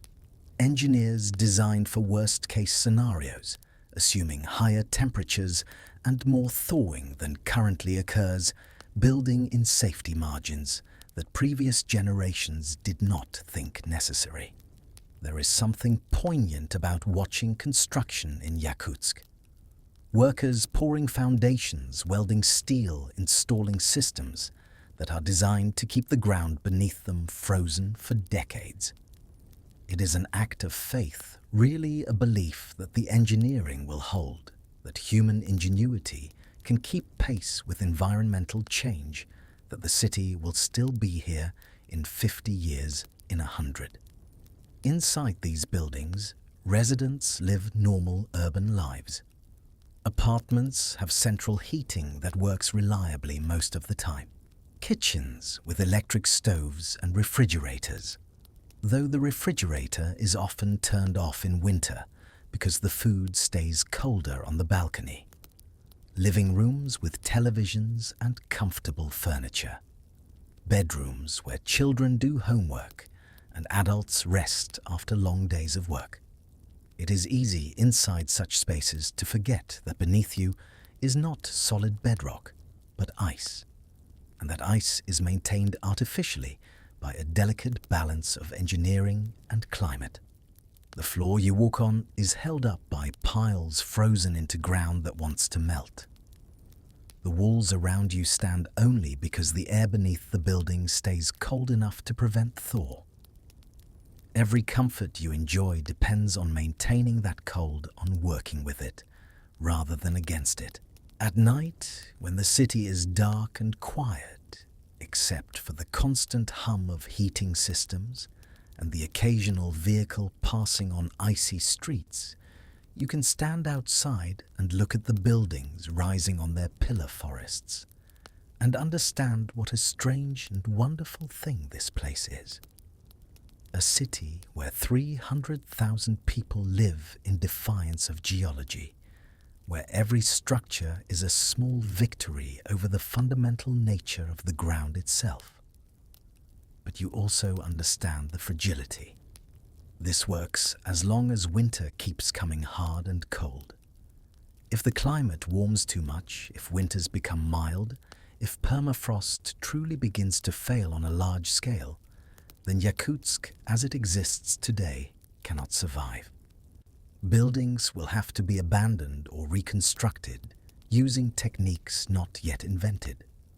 The city might have to move or shrink or simply become uninhabitable. For now, though, the cold holds.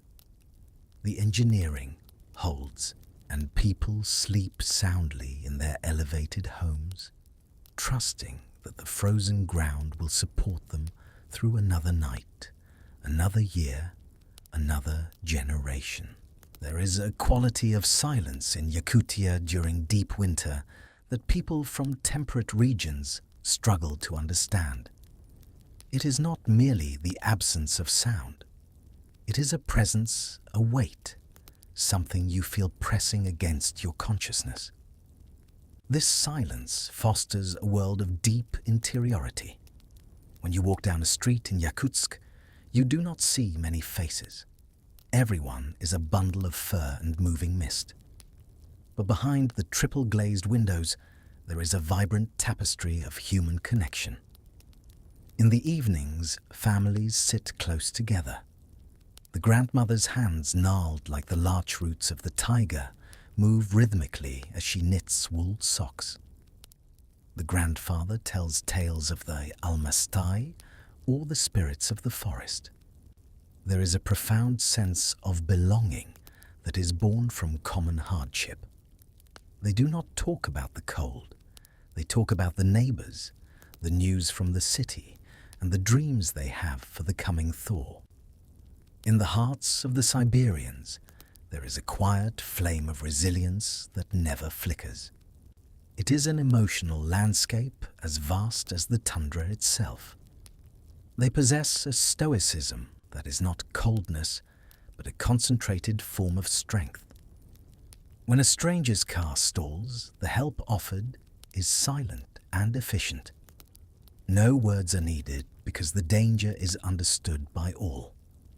This shared vulnerability creates a bond stronger than blood. As the night stretches on and the temperature drops to a point where the very air seems to crack, the people of the north pull their blankets closer and share a quiet laugh. They have turned a wasteland into a home, and in doing so, they have found a warmth that no thermometer can ever measure. The cold suppresses sound. At -50 degrees, even voices seem to die quickly, absorbed by air so dense and still that it resists vibration. Snow at these temperatures is not the soft sound-dampening snow of milder winters. It is crystalline, hard squeaking underfoot, with a sound like styrofoam being crushed. There are no insects, no bird calls. Rivers are frozen silent. Wind is rare because the extreme cold creates stable air masses with no temperature gradients to drive circulation. In this silence, communities develop a particular kind of closeness. Not the easy familiarity of people who see each other constantly, but something more essential, the knowledge that your survival may depend on your neighbors and theirs on you. The population density of Yakutia is one of the lowest in the world. Across a territory the size of India lives fewer than 1 million people. Outside, the few cities' settlements are separated by vast distances of empty taiga and tundra, connected only by rough roads that are impassable for months each year. This isolation would break apart communities that lacked strong social bonds. Here, it strengthens them. There is an unwritten but absolute rule in Yakutian culture: You never refuse help to someone in need, and you never travel alone. To do either is to risk not just your own life, but the integrity of the entire social fabric that keeps everyone alive. Consider what happens when someone's heating system fails in the middle of winter. This is not an inconvenience like a broken heater would be in a warmer climate. This is a survival emergency. A house at negative 50 degrees outside will cool to uninhabitable temperatures within 3 to 4 hours once the heat stops. Pipes will freeze and burst. Everything will be damaged or destroyed. When this happens, the response is immediate and communal. Neighbors arrive with tools and expertise. If the problem cannot be fixed quickly, the affected family is taken in by someone nearby. Not asked politely if they would like to stay somewhere else, but taken in as automatically as you would pull someone out of a burning building. Their belongings are moved to temporary storage. Their pets are cared for. The entire community shifts to accommodate the crisis. This is not charity in the sense understood elsewhere. This is mutual self-preservation raised to the level of cultural imperative. Because the person helping today knows that tomorrow they might need help, and the community's ability to respond to any crisis depends on the trust that help will always be given and always accepted. On the highways, this principle is even more stark. The Kolyma Highway and other remote roads have stretches where you might drive for 2 or 3 hours without seeing another vehicle. If your car breaks down in such a stretch, if you cannot repair it quickly and continue moving, you will die. The cold will kill you long before any rescue can arrive. So drivers help each other without question. If you see a stopped vehicle on the highway, you stop to check. You offer your tools, your expertise, your fuel, your blankets, your food. If the vehicle cannot be repaired, you make room in your own vehicle and bring the stranded driver to the next settlement, even if it is hours out of your way. This is not optional. This is survival protocol enforced not by law, but by the understanding that you are helping yourself as much as helping the other person. There are stories that circulate through Yakutian communities, cautionary tales, and moral exemplars both. One story tells of a driver who passed a stopped truck on the Kolyma Highway without stopping to help. The truck driver was later found frozen to death. The driver who passed without stopping was identified and became a social pariah, shunned by neighbors unable to conduct business, eventually forced to leave the region entirely. The story may be apocryphal, but its truth is in its message: the community only works if everyone participates, and those who refuse are expelled. But the cohesion goes beyond crisis response. There is a deep integration of daily life, a sharing of resources and labor that would seem collectivist in other contexts. But here is simply practical. Hunters share their kills, dividing meat among extended family and neighbors. People share heating fuel when someone runs short, understanding that the favor will be reciprocated when situations reverse. Elderly people are looked after by the community, not abandoned in institutions, but kept in their homes with rotating help from neighbors for tasks they can no longer manage alone. This social structure is particularly important during the polar night. From late November through early January, the sun barely rises above the horizon, and when it does appear, it is a pale disk providing minimal light and no warmth. Days consist of a few hours of twilight separating long stretches of darkness. This affects human psychology in profound ways. Seasonal affective disorder is nearly universal. The lack of sunlight disrupts circadian rhythms, leading to sleep disturbances, depression, and lethargy. Vitamin D deficiency is endemic, requiring supplementation to prevent serious health problems. Serotonin levels drop, which can trigger depressive episodes, even in people with no history of mental health issues. Alcohol consumption increases during these months. Yakutia has one of the highest rates of alcohol-related mortality in Russia, which itself has some of the highest rates in the world. This is not simply cultural predisposition. It is a response to an environment that is psychologically crushing. Alcohol provides temporary warmth, both physical and emotional. It dulls the edges of isolation and depression. It is also, not coincidentally, one of the few substances that does not freeze at Yakutian temperatures, remaining liquid and available when everything else has turned solid. But communities fight back against the darkness with deliberate social structures. There are community centers that stay open, late, providing heated spaces where people can gather, talk, play games, share meals. Schools organize evening events for families. Libraries offer free internet access and social activities. Even in the smallest villages, there are gatherings, planned or spontaneous, that bring people together and remind them they are not alone. The Spring Festival, when the sun finally returns to a normal day-night cycle, is celebrated with an intensity that people from sun-rich regions cannot comprehend. It is not just a party.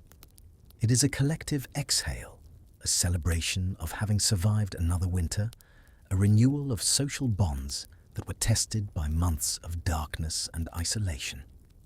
The economy of Yakutia also reflects this community-first orientation. The formal economy, the one that shows up in statistics and tax records, is dominated by resource extraction, gold mining, diamond mining, oil and gas. These industries pay extremely high salaries, 3 to 4 times what similar work would pay in European Russia.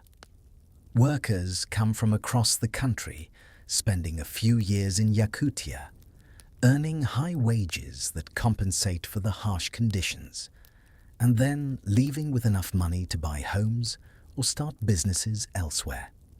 But beneath this formal economy is a shadow economy of barter and mutual aid that is much older and arguably more important to daily survival. People trade fresh fish for help fixing a roof. They exchange preserved berries for firewood. Mechanics repair vehicles in exchange for meat or tools or future favors. Money is used, certainly, but it is supplemented by a complex web of reciprocal obligations that bind communities together. This barter economy is especially visible in remote villages where cash is scarce and government services minimal.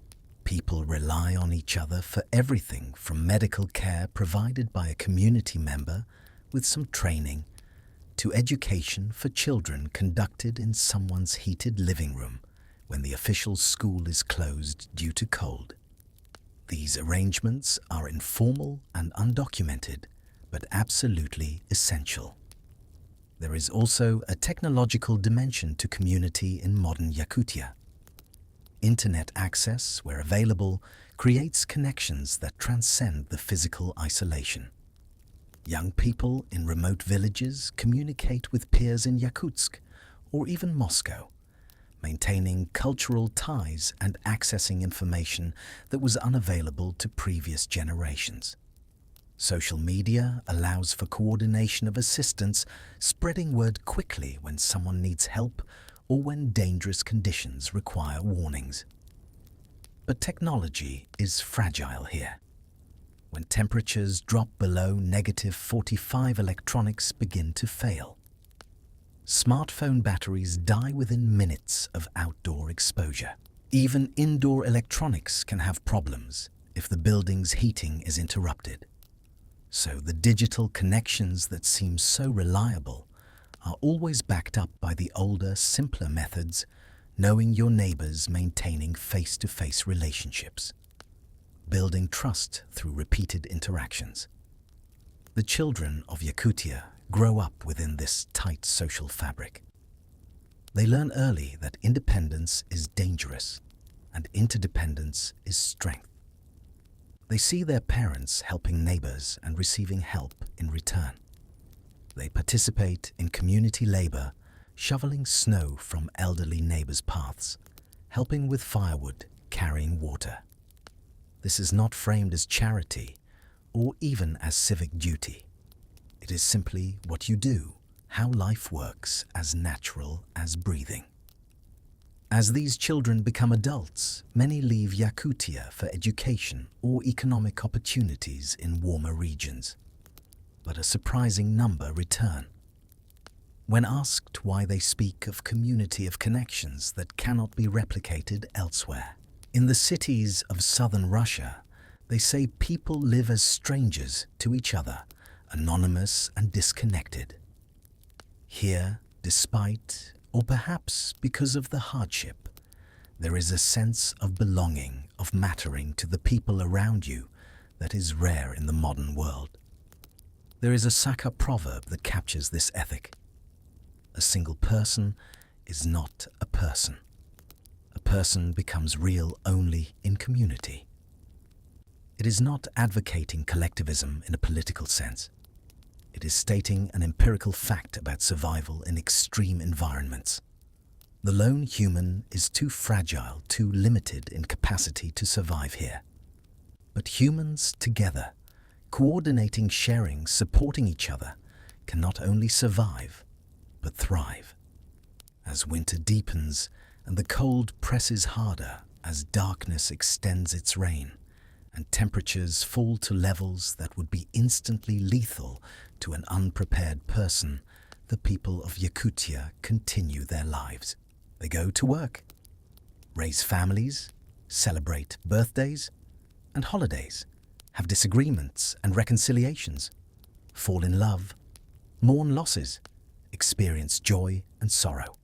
All the ordinary rhythms of human existence playing out in an environment that is anything but ordinary.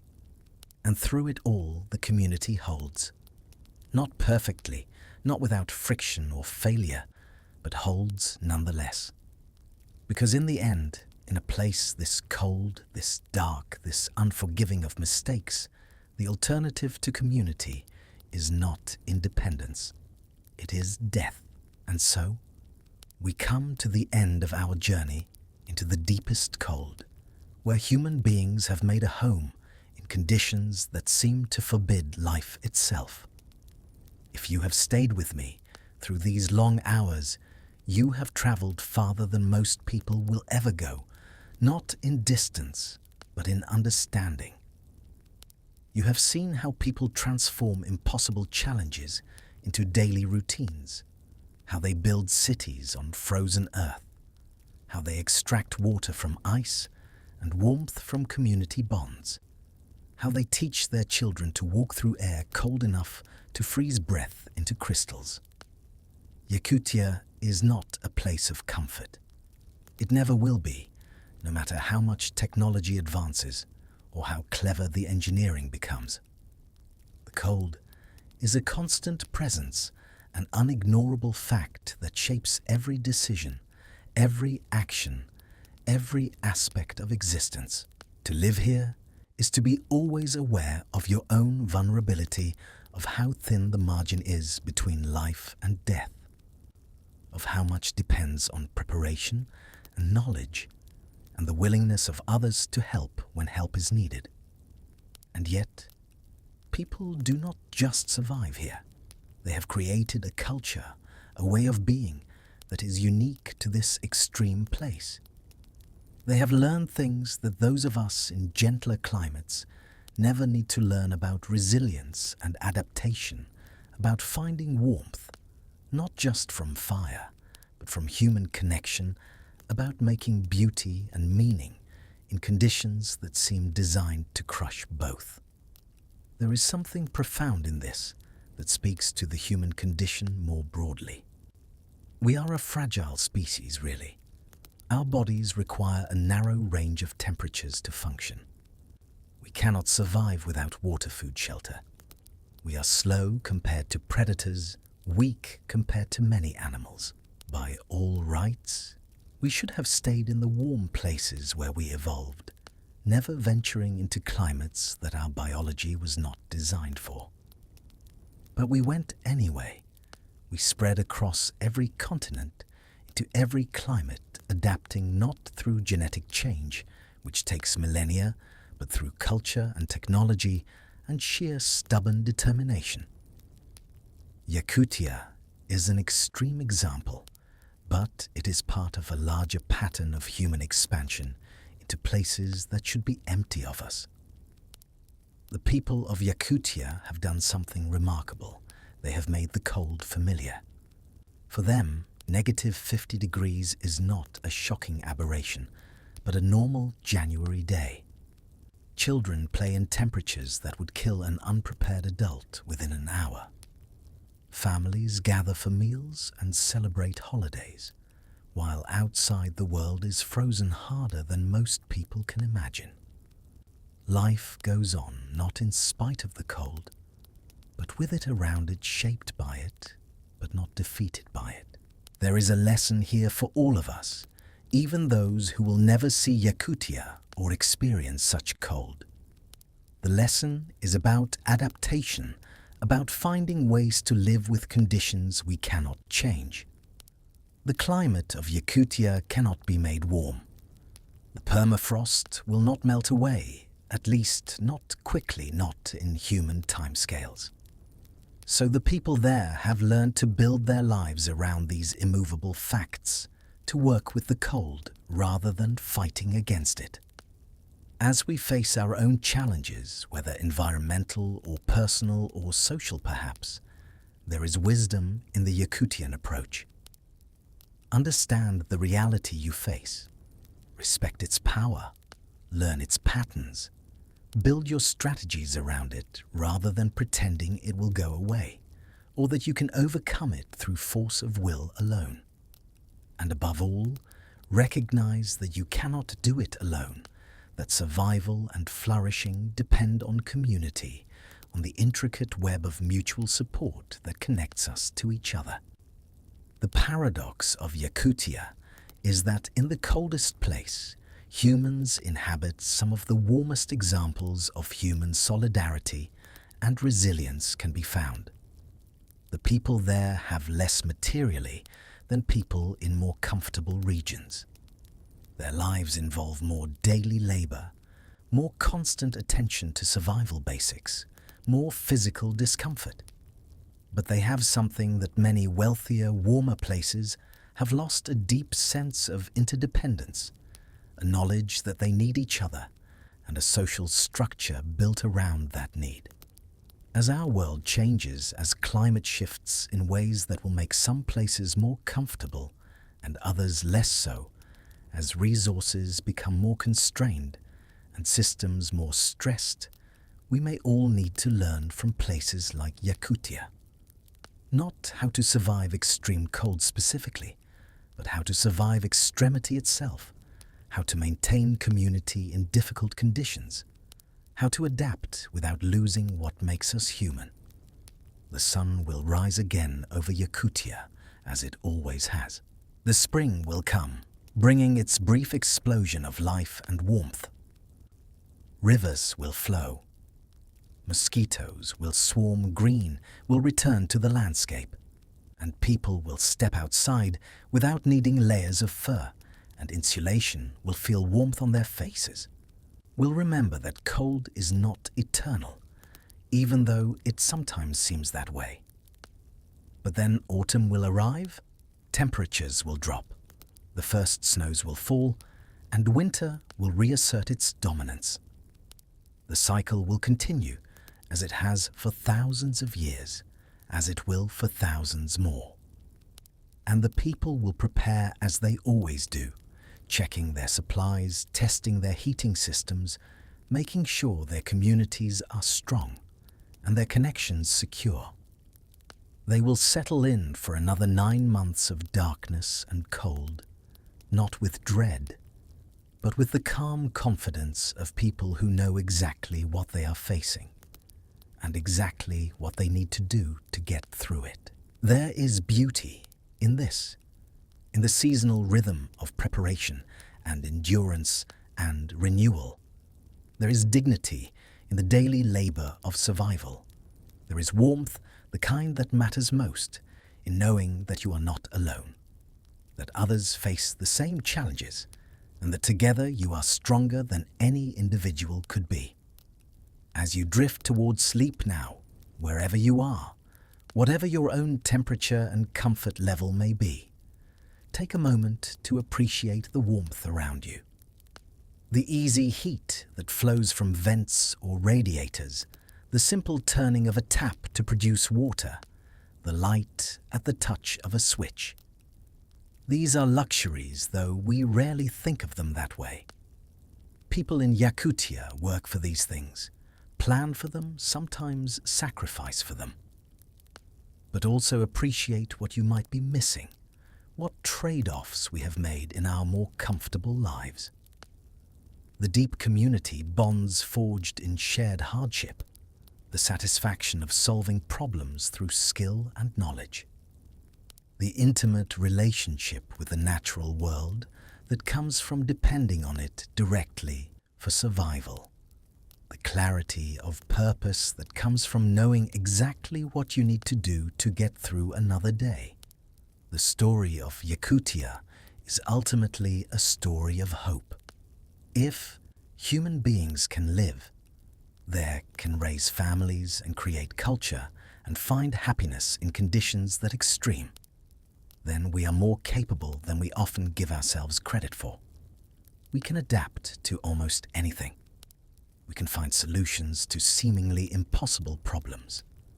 We can maintain our humanity, our care for each other, our capacity for joy even when circumstances seem designed to crush these qualities. So sleep well, knowing that in the coldest corners of the world, people are living, surviving, thriving even. Let their resilience comfort you. Let their example remind you of what humans can accomplish when they work together, when they respect the challenges they face, when they refuse to give up, even when conditions seem overwhelming. The cold holds its secrets, still waiting in the frozen ground. Patient as only geology can be patient. But above that frozen earth, in houses raised on stilts, in communities bound by necessity and choice, life continues its warm, stubborn, beautiful persistence. Good night. Rest well. And if you dream tonight, perhaps dream of snow that squeaks beneath your feet, of breath that crystallizes in the air, of auroras dancing across a black sky, of a place where cold and warmth exist together, where the harshest conditions call forth the gentlest human qualities, where survival itself becomes a kind of grace. The long winter night in Yakutia continues as it always does, but somewhere, always, there is a light burning, a fire kept alive, a community gathered, close, enduring together, finding warmth in the deepest cold. I'm Peter Miller. Thank you for traveling with me tonight. Good night and sweet dreams.